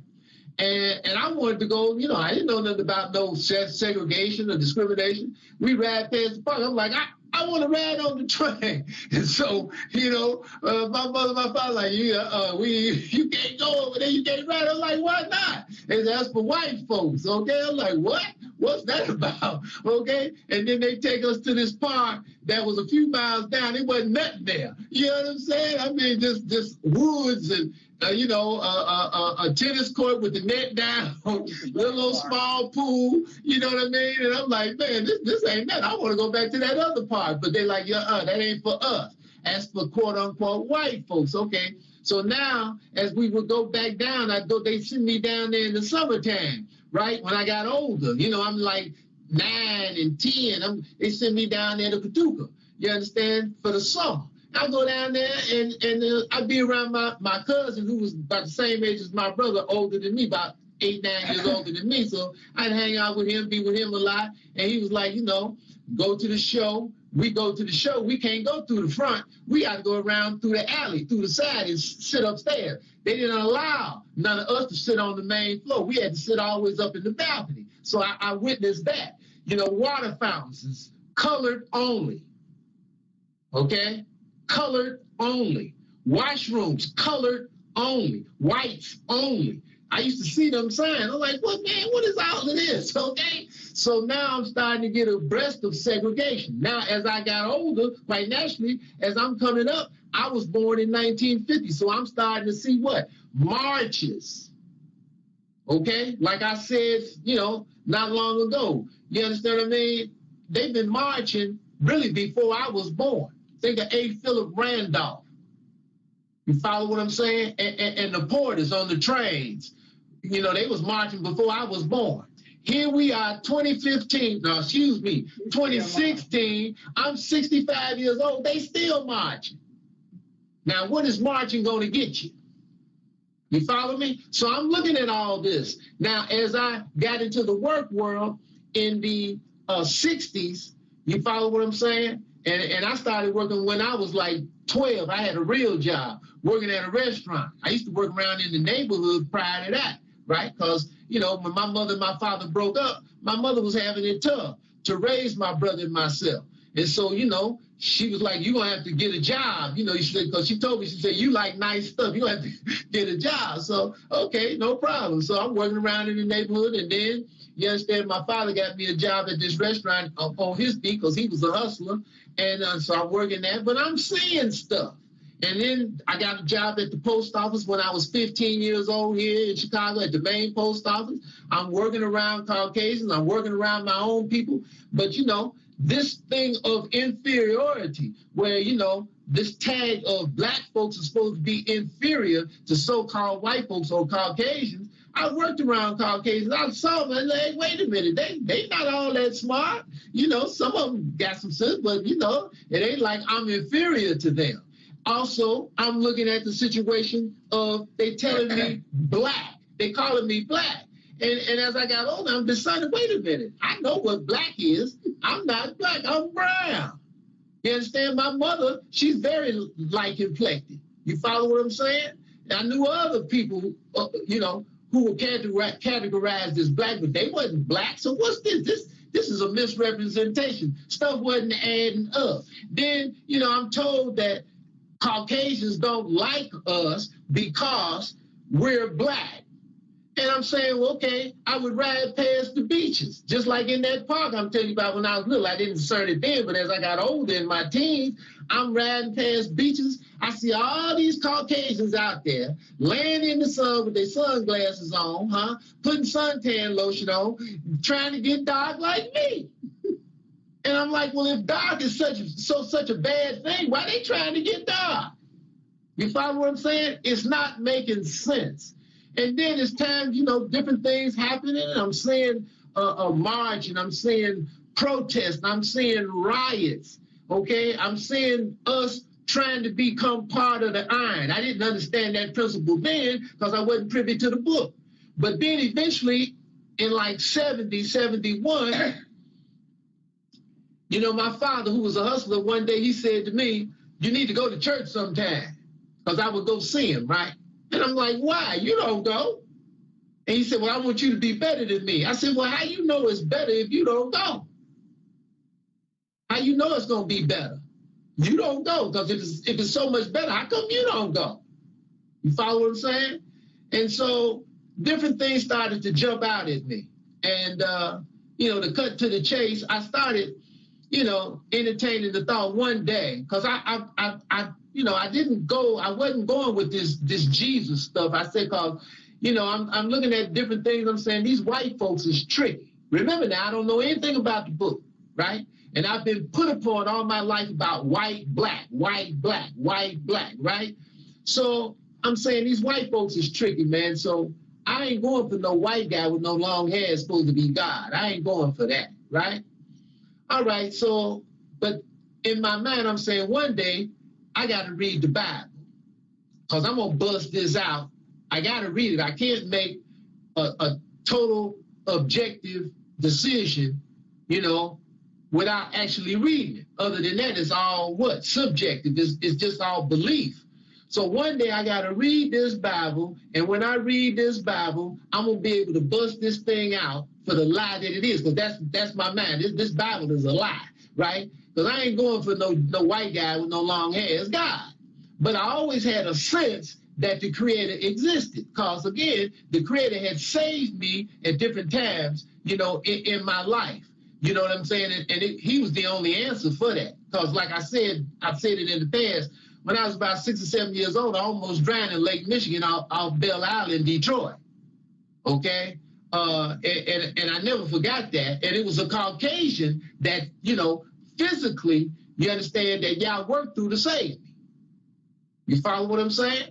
And so, this stuff wasn't adding up. So I'm like, I had a sense that the Creator existed. I mean, I had a couple of brushes out in the street where I know the Creator took a hand and kept me from getting killed. You see what I'm saying? So I'm like, hey, it's got to be a Creator, but it ain't no white guy. You understand what I mean? That's my mind. But I was like, at odds ends, so to speak. You know what I mean? So I said to myself, started saying this about 71. One day, I got to read this Bible. And I said that at different times. I would have conversations with this person who was about 7 years older than I am. I've mentioned him in the past, not by name, but we would have these conversations. And I said to him one day, I'm going to read the Bible. He's like, why? I said, because I want to know what's in it. I said, because I ain't going for this Jesus stuff. And he said to me, he said, I know some hustlers, some down hustlers that read the Bible. And I said, oh, yeah, but he never told me, never mentioned any names. So I kept procrastinating for about 2 years. And one day I remember I said it, and he said, well, you've been saying that for 2 years. He said, almost 2 years. He said, when you going to read it?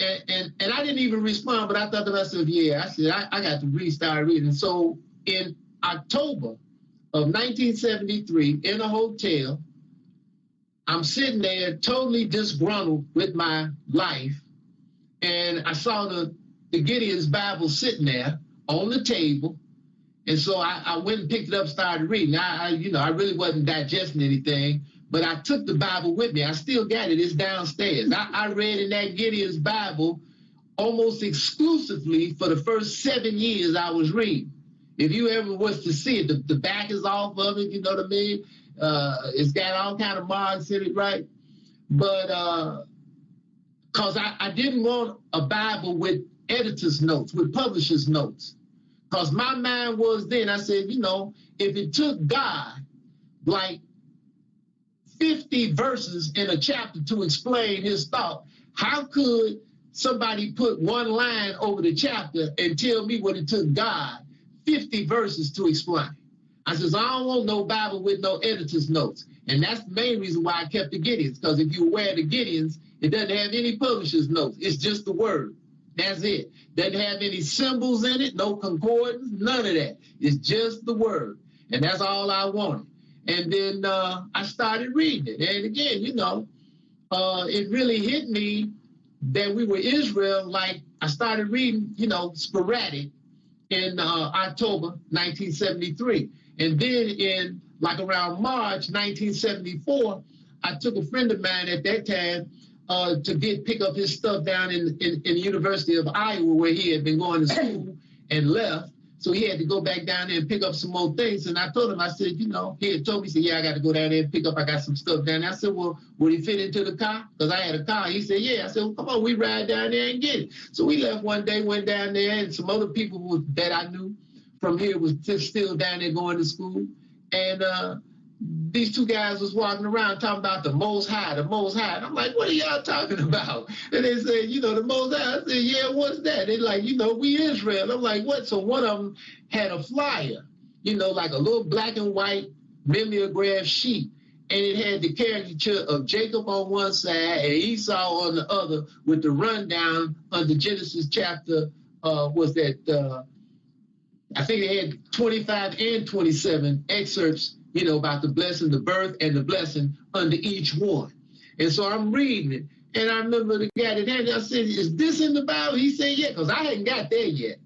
Show you, over those few months, I'm sporadic, I'm back there near the front of Genesis. So I said, is this in the Bible? He said, yeah. So I said, when we get to your house, man, I want you to show. So when we got back to his place, he opened up the Bible.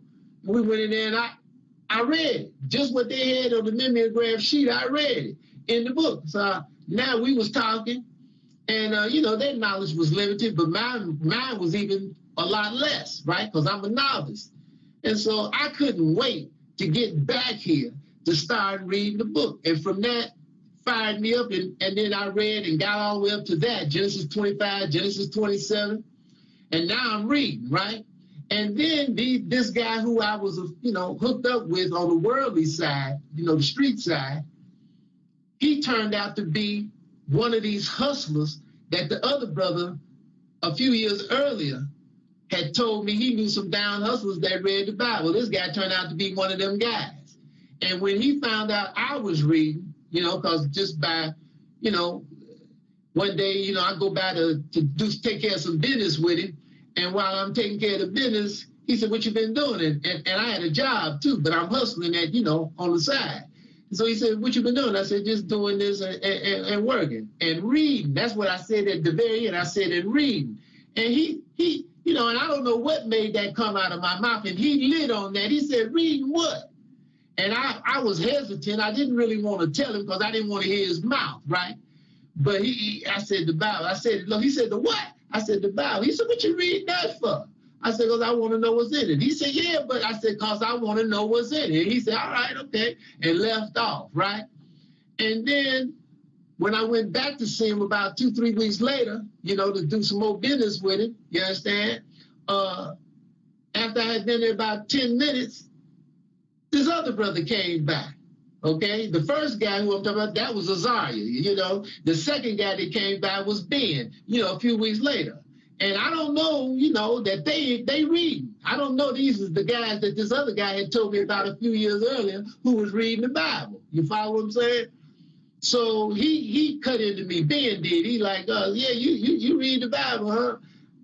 And I said, uh-oh, they've been talking. Now, you know what I mean? I said, yeah. So he said, yeah, okay, and that was it, right? But I found out, now this was like 74. The guy who told me about he knew these guys who read the Bible, but they was down hustlers.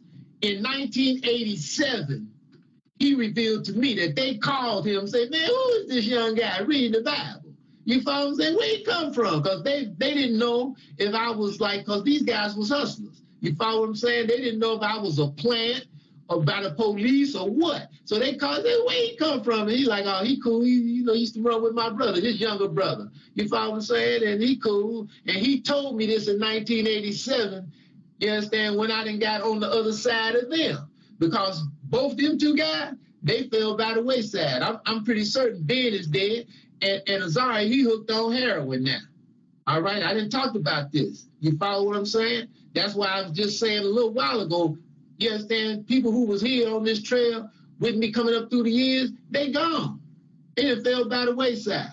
But I'm still here. Like I said, I remember when I used to be downstairs in my room with the door shut. You follow me? My mother sitting here nodding her head. Okay? And just, sometimes seemed like the walls was closing in on me. And I get into this book and bury myself into this book, get to reading and studying. And before long, it's like I could block out. everything. And it just be the Most High in me. I just be in this book. You see what I'm saying? And I can block out everything for like 2, 3, 4 hours. You follow what I'm saying? And like when I raise my head, everything is cool. Everything done calmed down. You see what I'm saying? And that happened a lot. You follow me? But at the same time, I'm learning, I'm growing. You know, God's feeding me. But it really started to excel when I let go of the way of the heathen.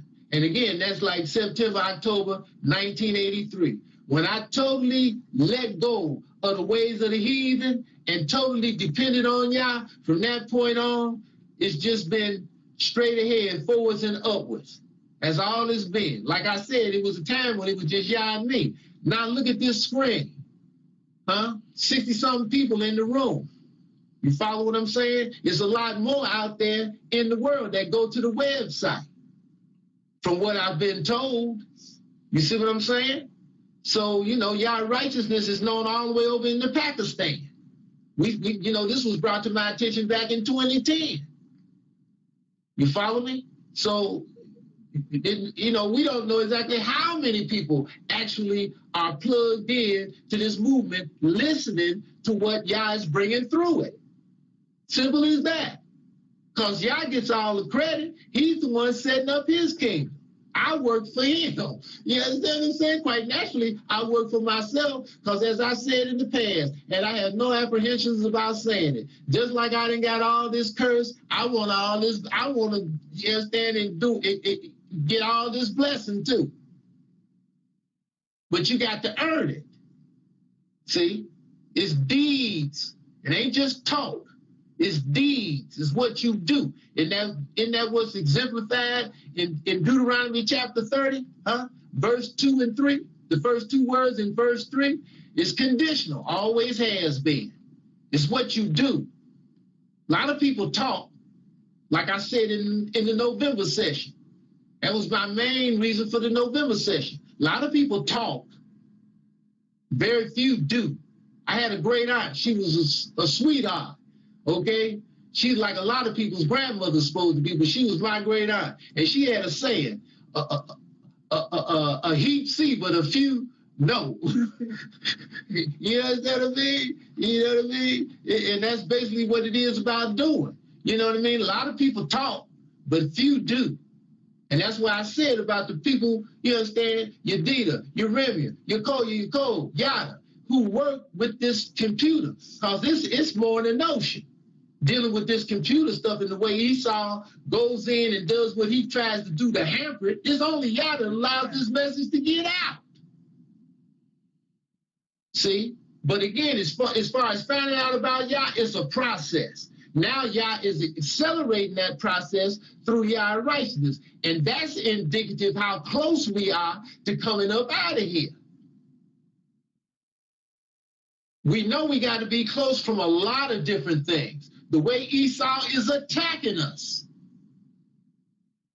Because he's at the place, he don't even care that we know. Like I said, like the Edomite told me. He told me he was Illuminati. He told me he was out of the Caucasus Mountains.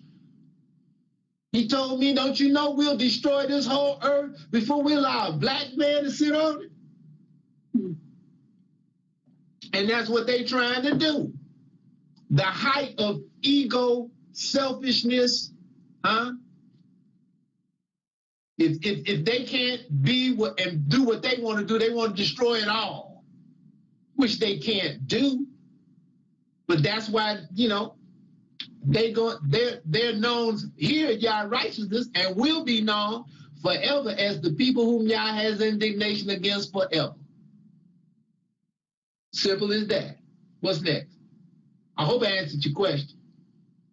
Young Israelite, 2 Chronicles 36:9 says, Jehoiakim was 8 years old when he was on the throne. Is this true? An 8-year-old prince? Well, again, the same thing was with Yoshua. He was 8, right? You follow what I'm saying? Again, you know, that's how the people was messed up. You know, like I said in the past, you really scrutinize the book, right? You know, they said it, and that's right. They, you know, Yada just mentioned it. You know, you see this in some of the Bible dictionaries that's a misprint. He was actually 18, but yeah, in Second Queen he was 18, in Chronicles he was 8. So we can go, you know, either one could be true. But we see Yosha was 8 when he came up on the throne, right? And it was when he got to be 18 in his 10th year. The law was discovered and was read to him because he wasn't raised in the law. And when he heard all the words that Yah had pronounced against Jerusalem and against Yahudah, he rent his clothes. And he did all he could trying to turn the people back to Yah.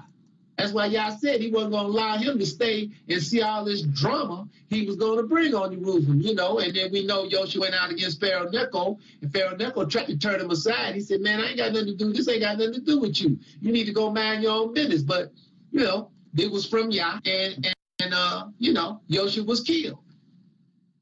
So Yah took him away before he saw the devastation that was brought on Jerusalem. And again, I say to you, when Yosha was killed, Yoahaz, his oldest son, became governor, right? And again, Jerusalem wasn't, you know, actually attacked per se and devastated. And again, Yeshaya chapter 66, before her pain came, she was delivered of a man-child, because Yoahaz and his family was taken down in Egypt by Pharaoh Necho. Nebuchadnezzar came a few years later in 606. Okay?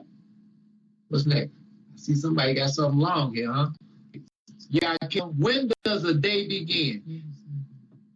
Okay, hold tight.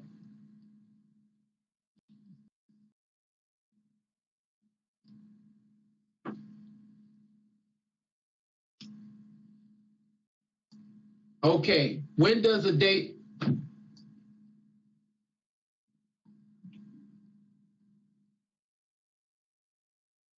Hold on. What are you looking for?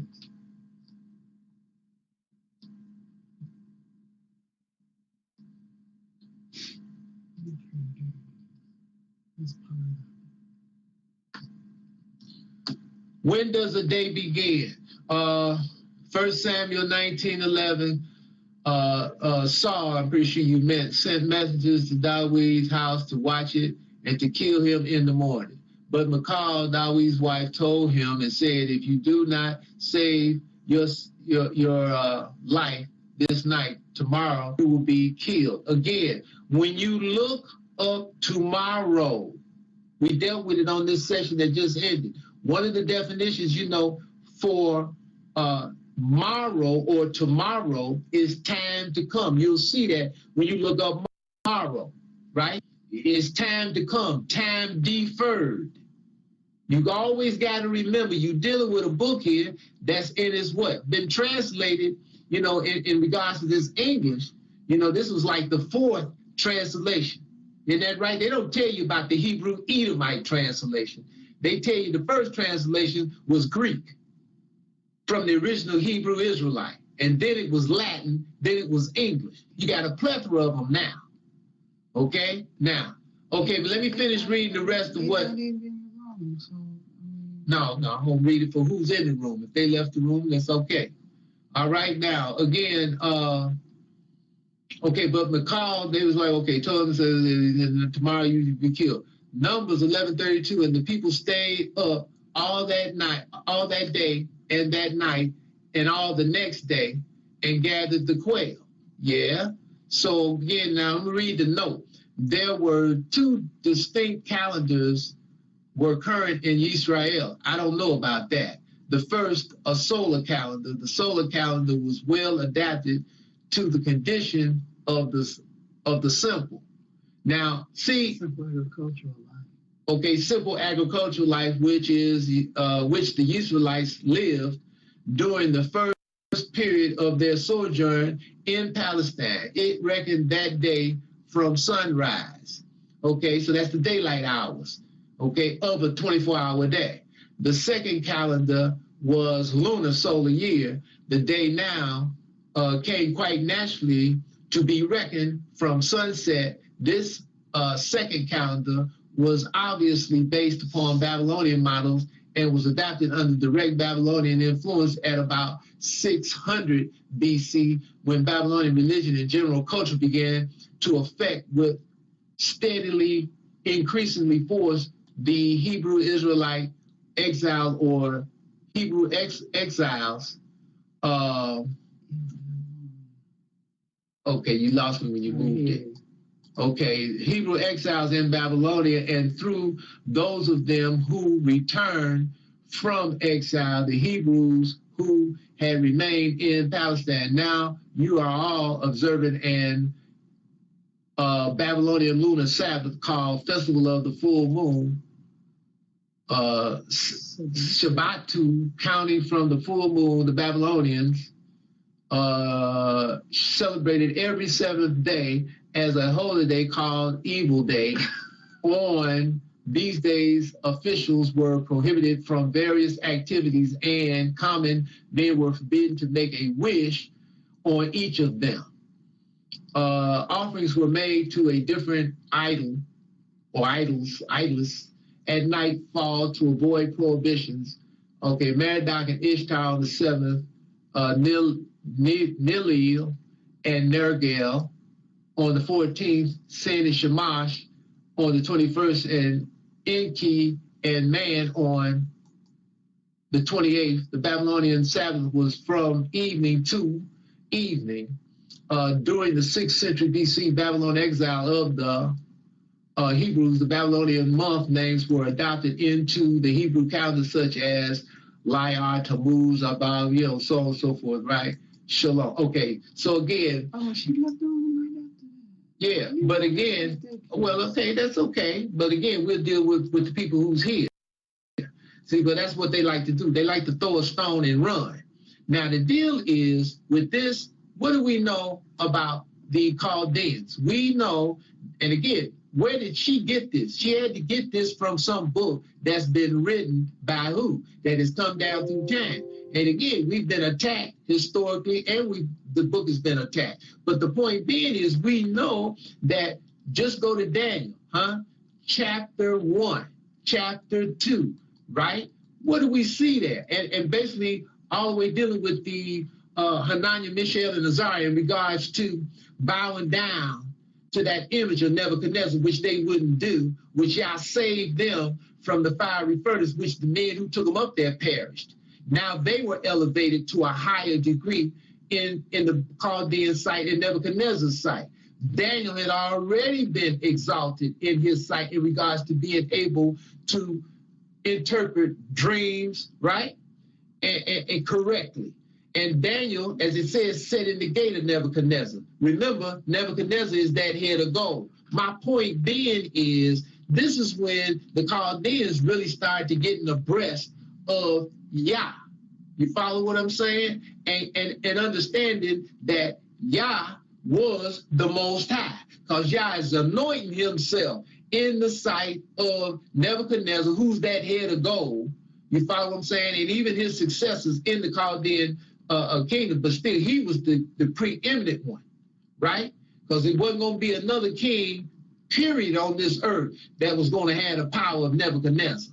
That's why he's that head of gold. Isn't that what Daniel told him? So now when Yah anoints himself and magnifies himself in the sight of the Chaldeans in that manner, and Nebuchadnezzar recognizes Yah, don't you think that it's a possibility that the Babylonians adapted to some of the Hebraic teachings?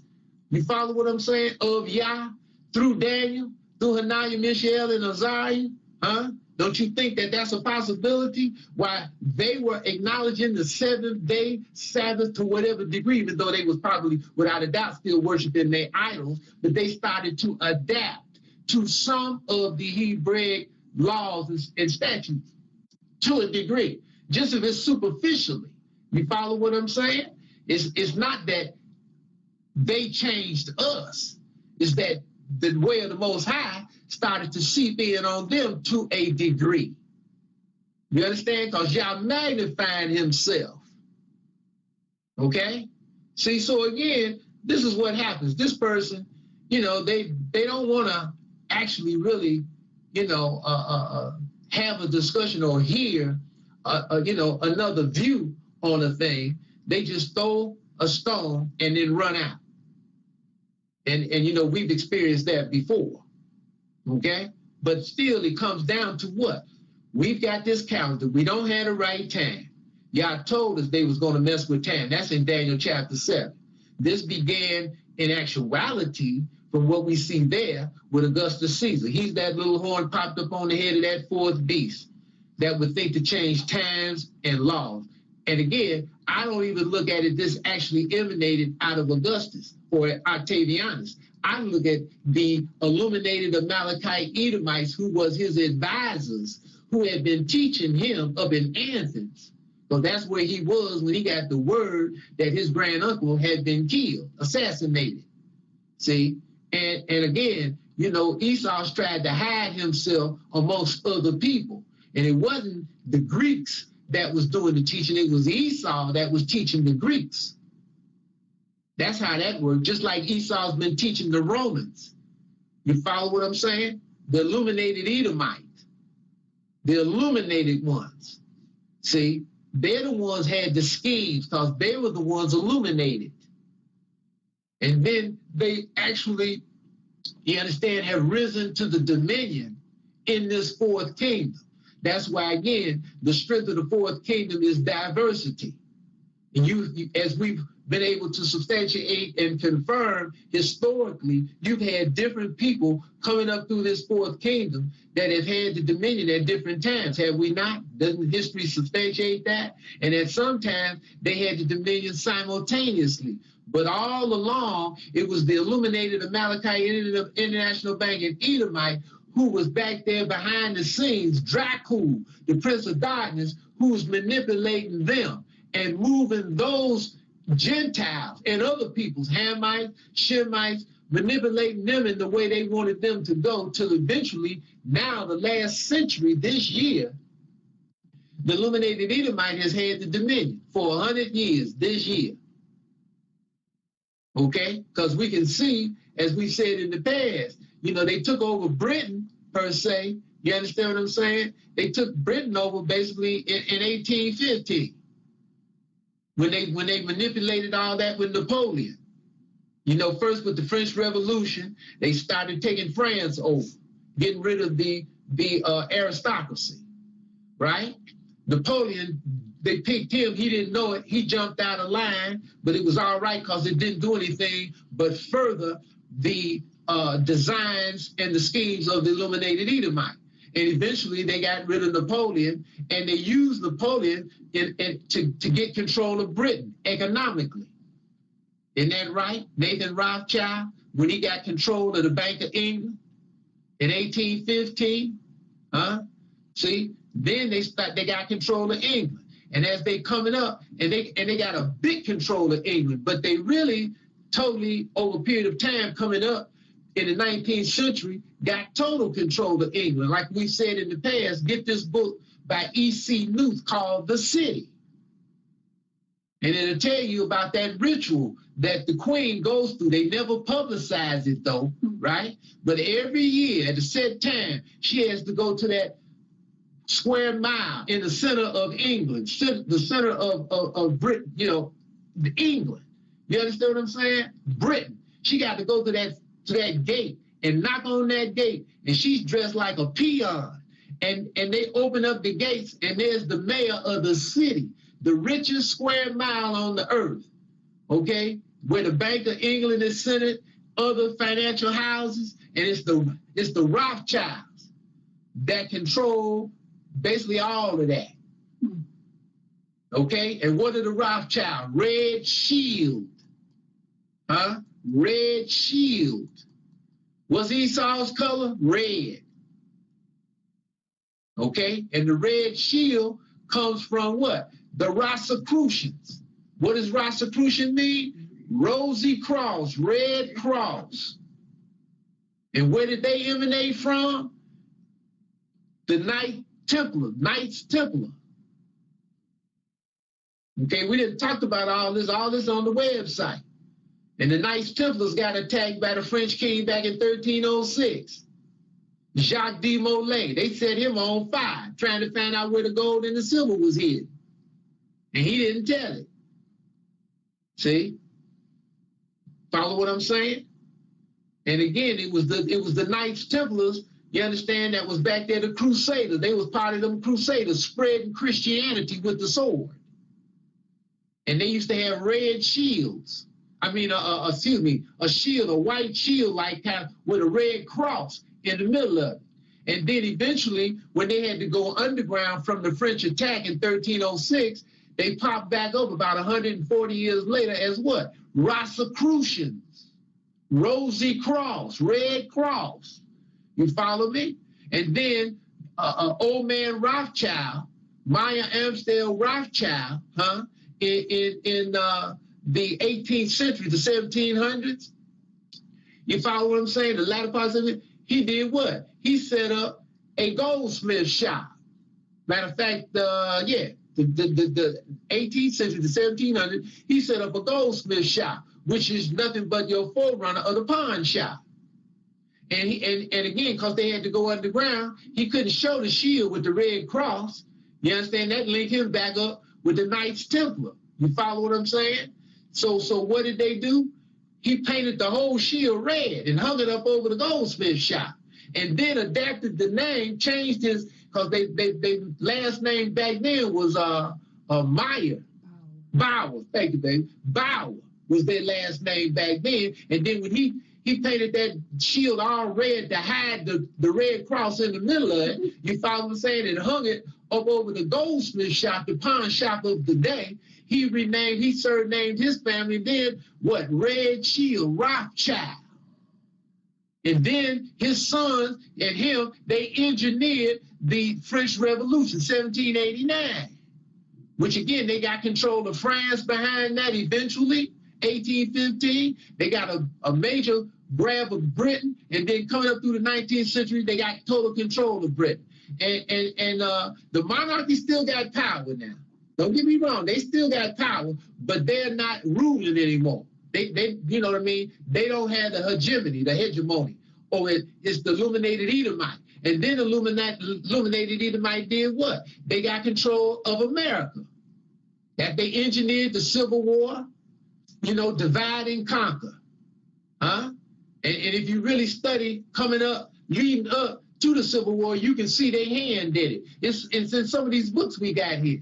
They break it down for you, all right? Because they engineered these economic collapses, just like now they do it around the world in different nations. They engineered these economic collapses over and over again to get the people here in America to think they needed a central bank. You follow what I'm saying? And eventually, when they got the central bank set up here in America, this is depicted in prophecy in Jeremiah chapter 50. What does it say? What's that? Verse 36, 37? And your treasures shall be robbed, talking about the daughter of Babylon. Okay? Your treasures shall be robbed. And they robbed the treasures here in America when they got the central bank set up in 1913 and actually got it up and running in 1914. By the time, you understand, and then they instituted the income tax plan in 1916, and by the time you get to 1933, America was broke.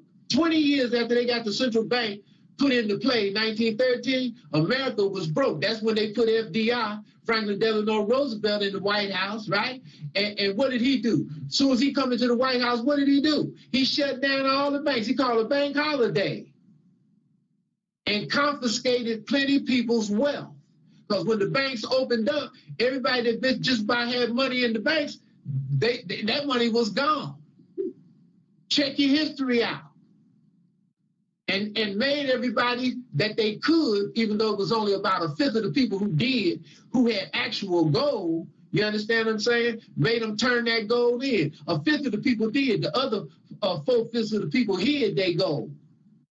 And then they put a $10,000 fine on anybody that got caught with gold. You got a $10,000 fine put on you. As soon as they got all the people's gold that they could get and supposedly took it to Fort Knox, gold was then $20 an ounce. And when they got just about all the people's gold that they could get, they jacked it up to $35 an ounce.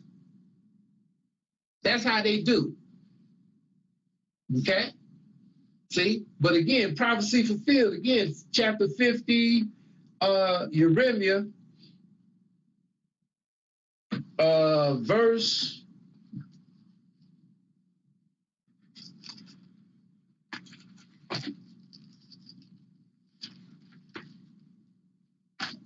37, right? A sword is upon their horses and upon their chariots. That's what we be talking about all the time, about these recalls, don't we? Right? Upon all the mingled people, right? Everybody is from someplace else that are in the midst of her. And they should become what? As women. Didn't I just touch on that article about the military? They talk about drafting women. I've touched on it before, previous articles in the past, right? And also, what does it say? A sword is upon her treasures, and they shall be robbed. And that steadily goes on every day now. And they setting people up to be, for the money to be robbed again in these accounts, in these bank accounts, in these stocks investments, in these 401ks, in these pension plans. You understand what I'm saying? People been putting money into that stuff for 20, 30, 40, 50, 60 years, and then they're going to come up, they scam it off. See? So again, the Illuminati Edomite, and remember, as I told the sister earlier in the conversation, we had to eat the 3 power mongers. Okay, as I told the sister earlier in the conversation, you always got to remember Exodus chapter 17, at the back end of that chapter, when Yah had brought the children of Israel out of Egypt, and the Amalekite Edomites attacked the children of Israel from the rear, the aged and the children, the youth. What did Yah say? We had a skirmish with the Amalekite Edomite and defeated them, right? But what did Yah say at the back end of Exodus 17? He was going to have war with Amalek from generation to generation. Where that war is going on, it's ratcheting it up every day. That's why Yah is bringing out this word. That's why they got the Zika virus. That's why you got all these brothers and sisters locked up in the prison houses, in another place of the prison, because we all in prison. The biggest prison industrial complex ever known to man here in America. Over 2.2 million of us locked up. Like a brother one of the brothers I just told you called last Sabbath, he told me, he said, man, he said, when I first got locked up, they sent him to Oklahoma, because he said he was trying to stay in Indiana. That's where he's from. But they sent him to Oklahoma. He said he was in Oklahoma 6 weeks. And he said, Yah did it because Yah wanted to show him how many of us is locked up. He said, Yehuda, it's like the exchange. You follow what I'm saying? He said it ain't nothing but us and Latinos of us coming up through there, coming from all different points, you understand, of the country. And they come through Oklahoma, and then they send them out someplace else. He said then after 6 weeks, he was able, they sent him back to Terre Haute in a minimum, not maximum, but a minimum security place. That's where he is now, Terre Haute, Indiana. He said, there ain't nothing but us up in here. He said that's all he saw in Oklahoma. He said it was like 90-95% us. Like us and Latino ones. He said it's just a smattering, a real few Caucasians. And again, I direct you to Yeshaya chapter 42. You understand? Hidden in prison houses. And again, like we've said in the past, right? Similar to the situation in Egypt. You understand? Micah 7 verse 15, like according to the coming out of Egypt. But again, it's not exactly like that, but it's similar. And what did Amenophis II say? When Aharon and Moshe had gone up in there, and Aharon said, thus said Yah, the strong of the Habaru, let Israel go, for Israel is my son, even my firstborn, and if you don't, I'm gonna slay your firstborn. You understand? Exodus chapter 4, verse 22, Amenophis II, in his ego and pride, he got totally upset, didn't he? Y'all better get out of here with that. I don't know no Yah. I run this. And then he sent some of his men out to put a whipping on the Jesse Jacksons and the Al Sharptons and the Farrakhan, Louis Farrakhan, and the T.D. Jakeses and the Eddie Longs. You get my drift, right? Of the day that he had set up over us to keep us going in the way he want us to go. And when those Israelites who he done set up over us, them house Negroes, them sellouts, when he sent his men to put a whipping on them, then they did what? They went to Pharaoh, and that in chapter 5 Exodus. Why you do this? Why you put your men? He said, Carl, y'all been scheming. You didn't sent this Moses and Aaron and on me talking about let you go. I ain't letting you go. And not only that, from now on, make brick without straw. So now, as we've said in the past, don't we see this with Israel? Look at the unemployment. Didn't I just touch on that in the newspaper section that we just dealt with in this session? Huh? You understand what I'm saying? Look at the unemployment amongst the 20 to 24-year-olds of us across this country. And it's higher here in Chicago, as in the article I read in the session, than any place else in this country. And it's like 42% unemployment from us 20 to 24-year-olds here in Chicago. Every place else, what they say is the average, 32%.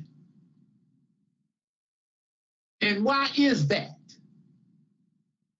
Like I said in the first show with Mark, people ain't gonna lay down and die because they don't have a job. And this is gonna breed what? Crime. You got a bank robbed here in Chicago or the Chicago area like one every 2 to 3 days. It ain't even a full 3 days. Like every 2.5 days, there's a bank being robbed here in Chicago or in the Chicago area. You had a brother here just here the other week. They ain't caught him yet. He robbed the same bank in the same week twice. Even women.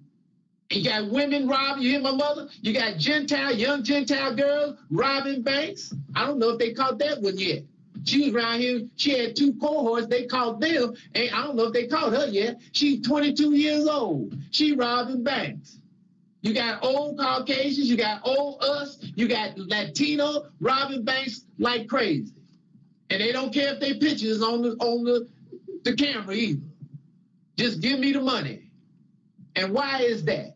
Because people don't have no way, they cutting all the programs. That started back there, you know what I'm saying? Really started with Ronald Reagan. I've talked about that in the past. It escalated with Clinton. And now who's running for president right now? The mother of darkness, his wife, Hillary Clinton. Take a good look at her sometime. Tell me if she don't look like a demon. Now that's what's going on. The attack is on. It ain't just started. Okay? You understand? Like I said before, the brothers that's in the room right now, Yakai, and some of you others who know about that Demona movement, when they was watching the Demona movement from day one, they was monitoring the brothers and the sisters who was going to these classes. You understand? Who had awakened. This ain't just started. This started back there with back there in 1896. You follow what I'm saying? With what's his name? 1896. You know who I'm talking about, y'all out there. The brother who started teaching We Was Israel. What's his name? I know some of y'all know it. Put it up in the room because it's escaping me right now. I've heard you call it something. You understand? Who knows it? Put it up in the room because it escapes me right now what his name is. William Crowdy, right. There you go, Nicole.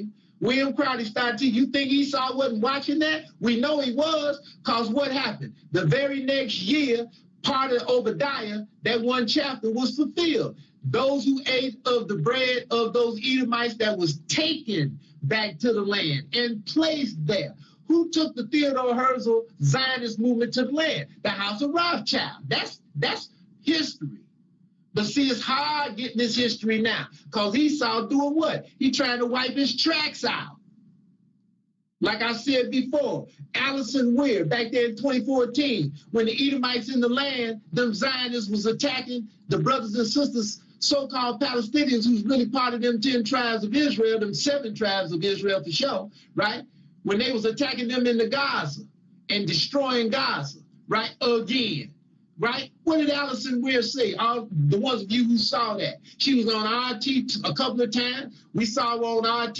We saw her on Democracy Now! What did she say? She said she was in Palestine back there in the 40s. She said the so-called Palestinians wasn't doing anything to them Jews. She said them Jews started attacking them when they came up with the state of Israel in 48. She said she witnessed that. Then she went on to say that the Zionist movement of them Jews was brought back to the land by powerful economic and political forces, she said, in the 19th century. Again, 1897. The very next year after they saw Will Crowdy teaching in New York City that we was Israelites, they did what? They took the Theodore Herzl movement, handpicked the Zionist movement to the land and set it in the land and protect it to this day. And that's fulfillment part of the one chapter Obadiah. Those who eat of thy bread, those who took you to the border, have laid a wound up under you that you cannot perceive. What is the wound? Peace. Peace. Then I just touch on in the newspaper session that the French government is talking about recognizing the Palestinian state. Didn't I just read that? Why you think that is? Like I just said earlier, the House of Rothschild, you understand, took over France back there in 1815. They totally took France over. As I've said in the past, in 1835, James Rothschild, he was the son of Amschel Rothschild that was sent to France to run France for the House of Rothschild. Just like Nathan Rothschild was sent to England. You understand? Each one of them boys was sent. You know, one to Vienna, one to England, one to France. Nathan in England, because he's supposed to be the smartest of the bunch. James in France, and one of them other ones went to, I think it was Italy. Okay, but the other one, the one stayed there in Germany with the old man. And they set up banking houses in each one of them countries. You follow me? See? And in 1835, as I said in the past, James Rothschild was worth over $600 million, 600 million francs in 1835. Did you hear what I said? He was worth over 600 million francs in 1835. And when the French government tried to do something without consulting him, he shut the whole thing down. And they like, he said, you can't do nothing without consulting me. I run this. And they had to go back and you know, kiss his ring and whatever. Now, after the 19th century going into the 20th century, the Rothschilds basically have what? They done pulled back out of the public scrutiny. You follow what I'm saying? Then the Rockefellers was set up here in America. And then as you come into the 20th century, the Rockefellers is all over the paper. They got their hands on everything. And then what happened coming up through the 20th century? The Rockefellers, they've done the same thing the Rothschilds have done back in the end of the 19th century. Now the Rockefellers done pulled up. You don't hardly hear anything about the Rockefellers now, do you? They pulled back into the dark. You follow what I'm saying? And a lot of these places you try to go on to get some information, a lot of the books is gone.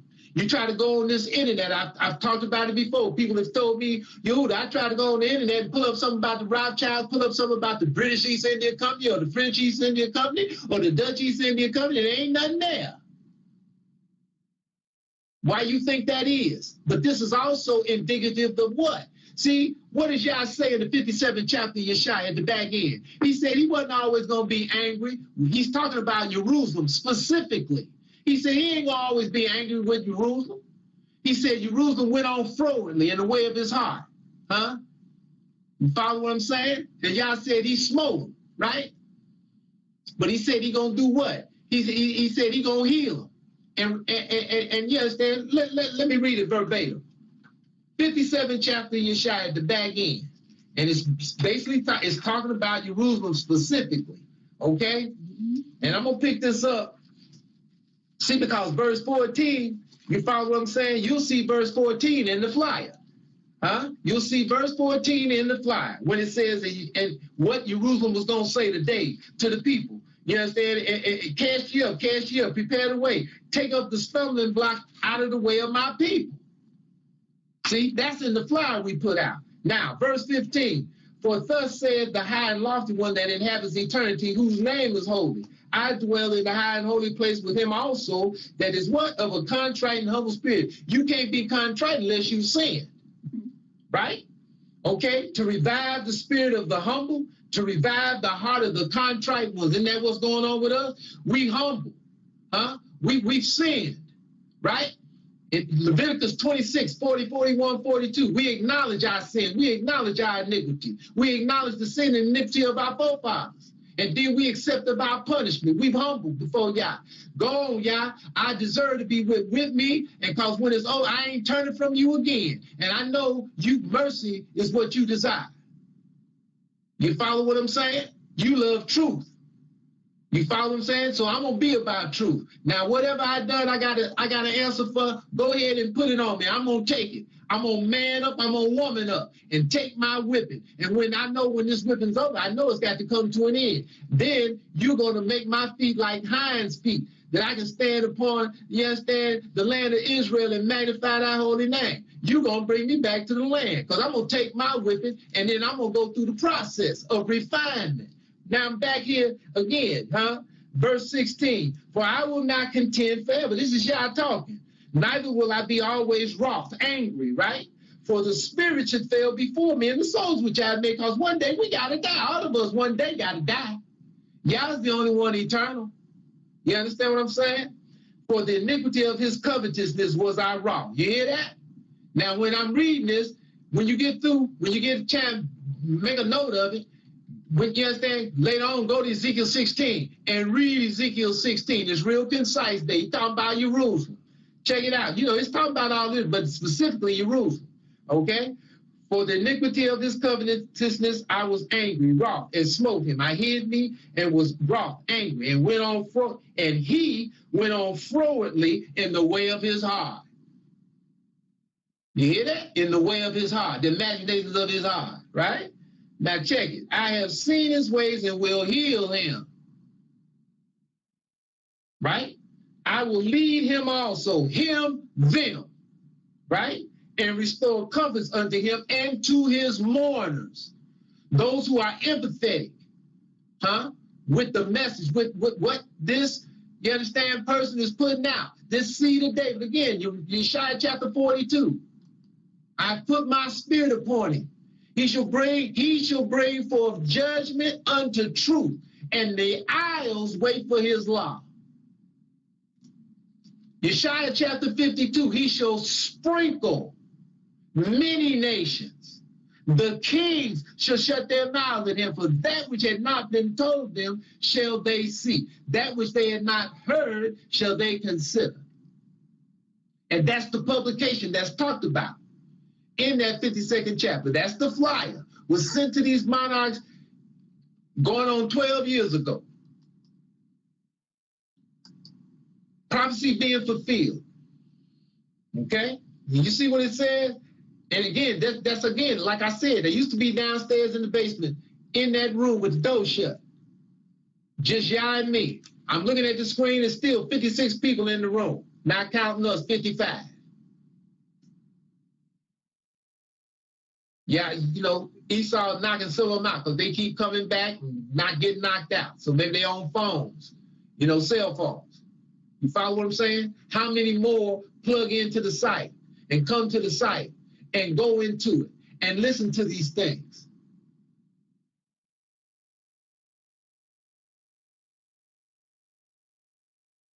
Okay? I create the fruit of the lips. Peace, peace to him that is far off and to him that is near, saith Yah, and I will heal them. But the wicked are like the troubled sea when it cannot rest, whose waters cast up mire and dirt. There is no peace, saith Yah, unto the wicked. You know, because like the Michael Jackson song, what did Michael Jackson say? Got to be starred and sung. That's the wicked. They ain't satisfied. They can't sleep good unless they start in some mess. And I didn't live with people like that. You understand? From when I was little, coming up in my own relatives, in my own household, I didn't live with people like that. I've seen people out in the street that way. Ain't satisfied unless they got some mess going on. You know? Just like this person that came into the room, put that long barrage up about, you understand, the 7th day and how does 24 hours or whatever day, you know, again, just, you know, throw a stone and then ran out the room. Don't want to hear the response. What they're afraid of. You know, those of you who, when Yada got it and had it up there, she said, well, they done left the room. You ain't got it. No, I'm going to read it. You know, I'm going to read it. You know, just like that person that put something on your dealer site back there in November 27th. You know, most of you, if not all of you, know who I'm talking about. I ain't even calling his name no more. You follow what I'm saying? He put that up, and what was the reason? Because he wanted a response. Your dealer was like, I'll take him off you. No, don't do that. Let him go and put up what he wants. Because, again, they ain't attacking me. They're attacking this word here. This is Yah's word. It ain't my word. Let's see how far they get with that. What's next? Okay, Dawid ben Israel, peace, brother. Your peace, brother. According to 1 Samuel 15, Amalek were utterly destroyed, but they are mentioned later in the book of Remembrance. So was that an error? They to totally were destroyed. Can you help clear that up for me? Again, if you go back there and read it, they wasn't totally destroyed, right? You know, Yah's command was for Saul to totally destroy him, but he didn't do it. He didn't do it. See what I'm saying? And you know, Samuel killed the king of the Amalekites himself because, you know, Saul didn't do it. And again, you know, if it's intimated, like, it's definitely not true. Because again, I tell you what you do. Go to Numbers chapter 24, and you'll see the last vision that Yah brought through Balaam in chapter 24. And it's talking about the last days, is it not? Go to Numbers 24 and read it. It's a vision all the way up into today, okay? Because like I said before, and I've said it way back, when Yah got me into the thing where I was looking for the name of Yah in April 86 from this conversation, the same brother that gave me the little black and white mimeograph sheet, you know, in 74, he had moved from Iowa. He was living in Phoenix, Arizona. And like I said, I've been knowing this brother, you know, we went to high school together, been knowing for years, right? And so when Ben and myself came through, was passing out literature when I was with that first movement, and we came up that way, we stayed at his house. And so he had some of the literature. Now this was 1981, all right? So in 1986, April of 86, you understand, he called. And he says, you know, they called me Slim. He said, Slim. He said, what's that? And I said, hey, man. He said, man, you know, I got a brother on the phone.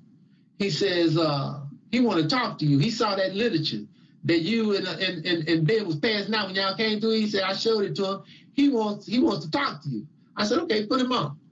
So he hooked up. Now, this brother was from Cincinnati. Okay, that's where he was. His name was Zerubbabel. And so he said, peace, brother. I said, peace. He said, yeah. He said, I saw that literature that you was passing out a few years ago. He said, the brother showed me. He said, I want to ask you a question. I said, what's that? He said, how come y'all didn't have the Most High's name in it? And I said, well, he said he's the God of Abraham, Isaac, and Jacob. That's his memorial. He said, yeah, brother, but that ain't his name. I said, you're right. You're right. I said, so what's his name? He said, it's Yahweh. I said, well, I know that ain't right. He said, brother, how you know it ain't right if you don't know what his name is? I said, brother, I done read about this Yahweh. I said, and it tell you in the rundown that it's the modern transliteration. So when it tell you it's the modern transliteration, that means it's been changed. So that's what let me know that ain't right. So quite naturally, we went around a little bit, you know, and the brother said, well, what's his name? I said, you know what, bro? I said, I don't know what the Creator's name is. I said, but I'm going to tell you what, when I get off this phone, that's my mission. Now, that was in April 86, okay? And then after a couple of months, I had the stuff right here. You know, I didn't know it. I went on the journey looking for the name of the Most High, had it right here, had been brought here, like I said earlier, you know, that Oxford Bible. And I saw it then, but I didn't see it. I know many of you have had that experience where y'all showed you something came before you saw it, but you didn't really see it. You didn't really understand it. Okay? See, so again, y'all brought me back to it. I went into it, and then I could see it. I started putting it together. He allowed me to see it, and you know, I understood, okay, so his name is Yah. That's how it's pronounced, the Yod He Wah He, the W silent. The vowel point of I is put upon the Yod. In actuality, as we said in the past, the phonetical spelling is Y-A-H-H. That's the phonetical spelling. Yah. And you hear it in the names. And then when I saw that, now I realized he let me see Deuteronomy chapter 23, what the name of the vehicle should be called. And so, again, when we went to put together, you know, once we got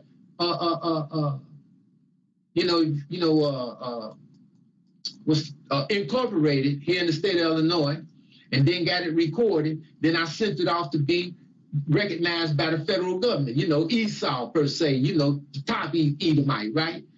Skull and Bone Boys, you know, the tax exemption, similar to what, you know, you could say Ezra had in the book of Ezra, chapter 7, right? Okay, so when that came back, now, you know, these different businesses around here that you know, will deal with your seal. You want a seal, you understand, and how you want your seal and get you a seal, you know, that you can make an imprint of the organization seal on paper or what have you. They sent the stuff here, so I went downtown, went up in the office, and they said, well, what you wanted to seal? I said, I don't know. They said, well, we got a book here, you know, a binder you can look through, maybe see something that you might want in the middle of the seal. Because, you know, Yah righteousness is on the seal without a doubt, right? Illinois.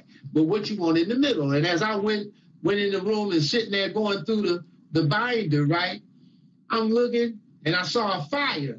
You know, they had just like fire.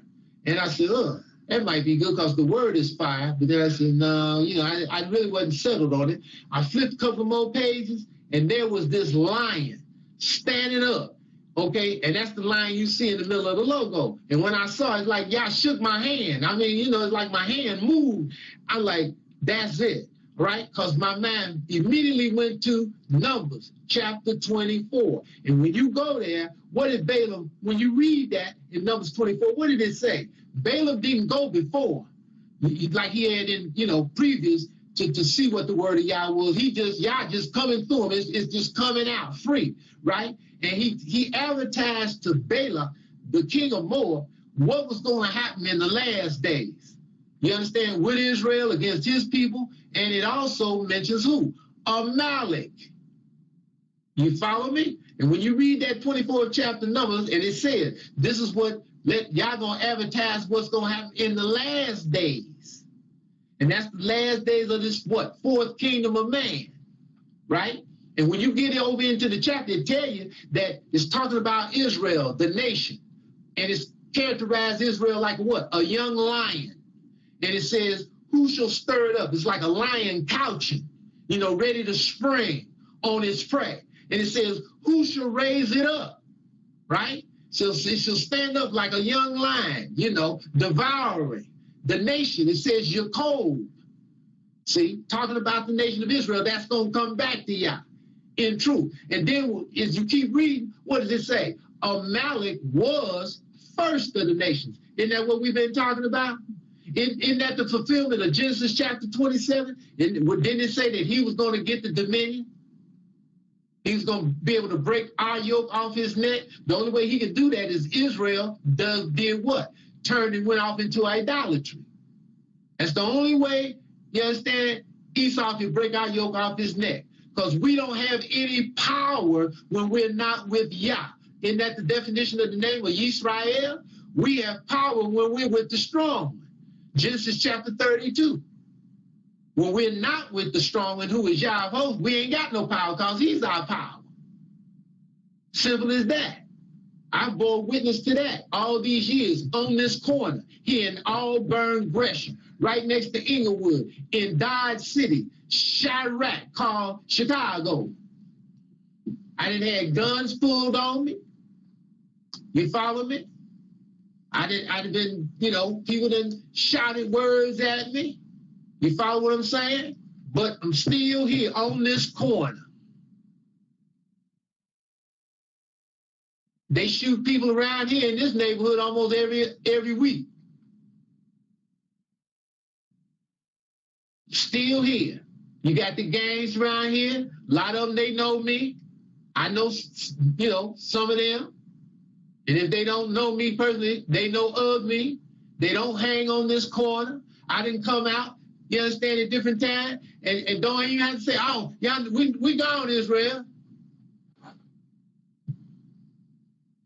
That's Yah. That's Yah. Only because we're about Yah here. I done bore witness time and time and time again. Still bearing witness. What's next? Okay, hold it. Yah's she got to do a little dipsy doodle here.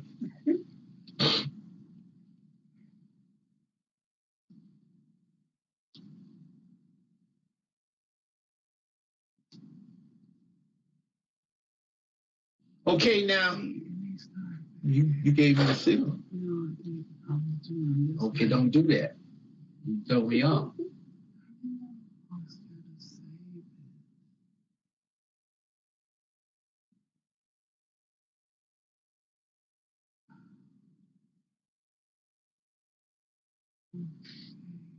Hold on.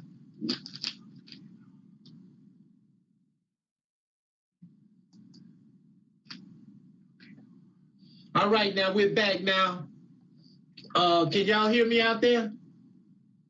Let me know if you can hear me. All right, now again, in relationship to, the book of Ezra, the first 4 chapters, you got to remember the first 6 chapters of the book of Ezra is flashback. Ezra's not talking about himself. He's talking about Zerubbabel and them. They came back in 536 BCE. Okay?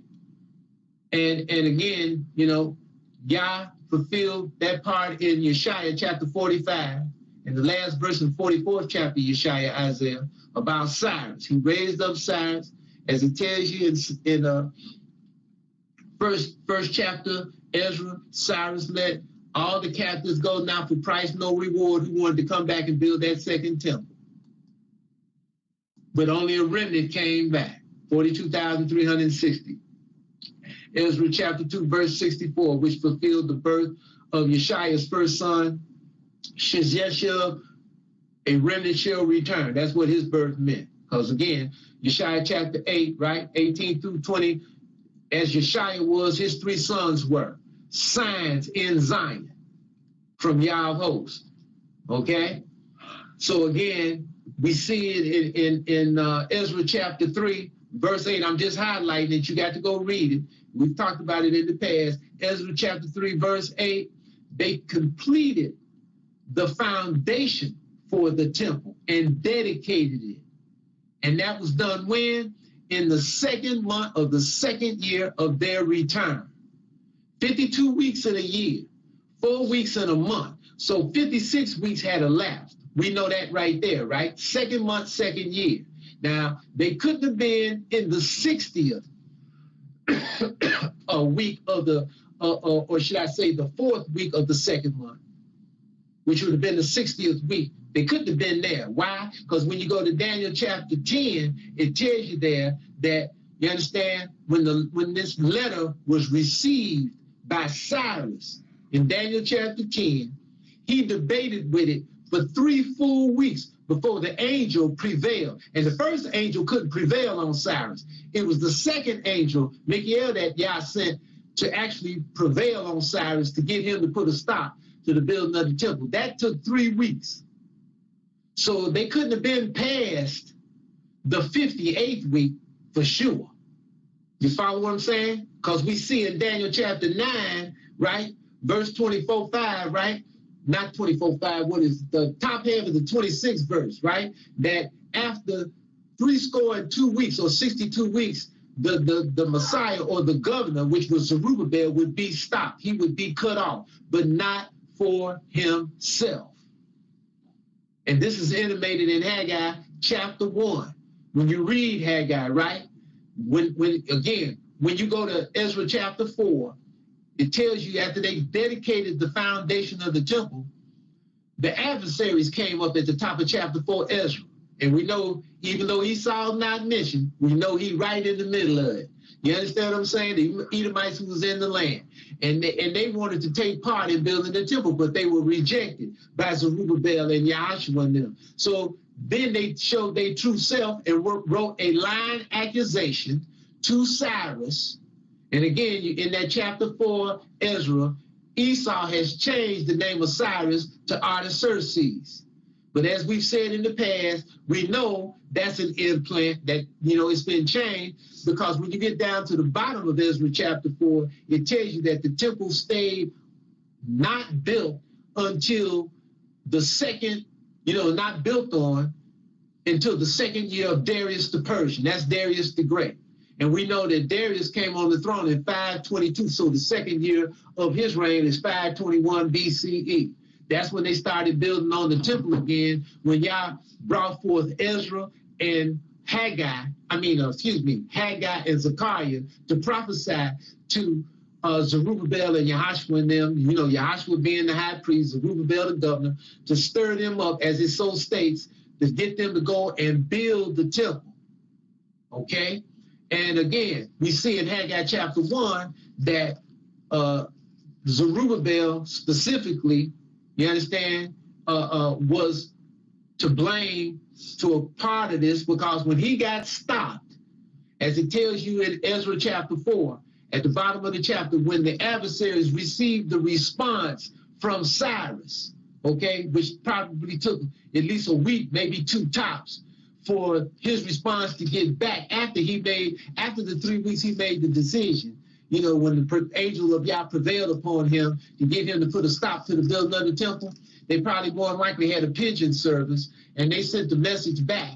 You understand? And when the adversaries got the response from Cyrus, not Artaxerxes, they rushed up, as it says in Ezra chapter 4, and made Zerubbabel and them stop building that temple by force and power.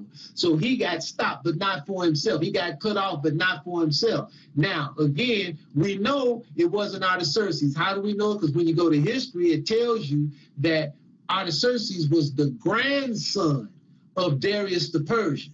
So explain to me how Artaxerxes, the grandson of Darius the Persian, preceded his grandfather. Follow what I'm saying? So that's some more of the illuminated Edomites tampering. Okay?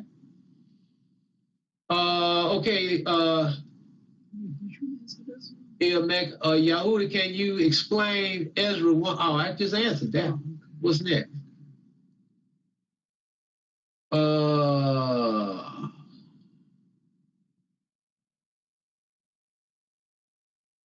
Okay, what? Oh, okay.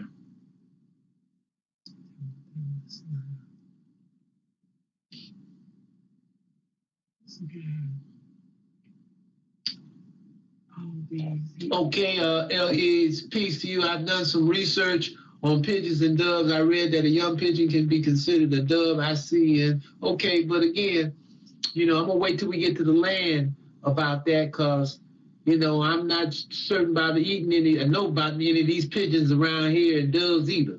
So that, I don't know what that is. So I'm gonna wait till the land. Only bird we eat here is pheasant. That's the only one we like. We could eat quail, but we've had quail, we didn't like it so far. Okay.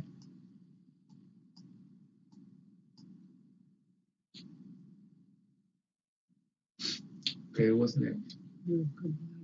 Okay, Rivka Black, peace to you too and to your family. Is there a particular version of the Uncas Bible Dictionary you recommend? No, just the Uncas Bible Dictionary, but you got to watch it, Rivka Black. you got to watch it because, you know, you got to discern all this stuff. The Strong's Exhaustive Concordance, you got to discern this book of remembrance.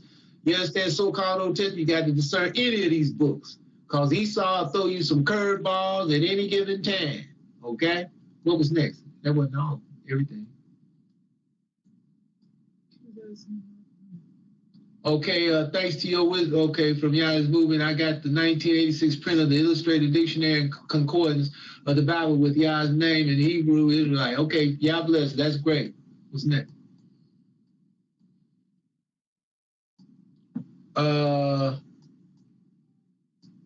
Hold on. That about it? Man said about Bernie Sanders being Edomite. Yeah, Bernie Sanders he is an Edomite. And then some about Hillary too. And then you remember just posted Hillary Clinton's father is Hugh. Oh, really? From the Edomite name. Radomski? Radomski? Oh, okay. All right. That don't surprise me. Yeah, that don't surprise me. Edomite. Okay, you really put up, everybody. Hillary Clinton's father is Hugh Rodham. Rodham comes from the Edomite name Radomski. Now that sounds about right. You understand what I mean? I'm telling you, she mother died this boy. She ain't about nothing. And you got, like I said, you watch that Democracy Now! That was Friday. Was it? Yeah, Friday. And you gonna hear one of us, she looked like she's about 50-something, 60 years old, and she loves Hillary Clinton. Okay? She been loving Hillary Clinton since she wanted her to be president back there in 2008. I'm telling you, these people, you know, they just pitiful. Okay? But that looks like it for today. So again, you know, everybody, you know, stay, you know, focused, read, study, pray, and do. And it's always our pleasure, all of us here at Yah Righteousness, and all of you, I pray, are part of this movement and reading, study, praying, and doing, and connecting to Yah. And hopefully, you know, we'll be out of here before September of this year. If that's wrong, I hope Yah brings that to light exactly when they came back. But that's what's in my mind. May 1993 is how I remember them coming back. Now, if any of y'all out there see anything different, bring it. You know, put it up there, and hopefully you got some substantiation and confirmation. I'm going to look at a couple of things I got here that, you know, off the top of my head, and peruse them and see if I can see, you know, just how I got that May 1993. But like I said, I didn't just pull that out the air. You know what I'm saying? That's what I remember, okay? That's how I drew that 23 years and 4 months. So, you know, everybody, you know, do your research, do your reading, do your studying, hopefully, you know, and, you know, Yah's will gonna be done because his word, again, nothing returns unto him void. Simple as that, okay? So, again, everybody, Yah bless, have a great month. Until we do this again, any of y'all want to call any of us, feel free. Any of y'all want to call me, feel free. As I said, but don't call tonight, okay? Because I'm getting ready to eat me something and relax my jaws, okay? So for Yah Righteousness, Jerusalem, and the Holy See, Yah bless everybody. Peace.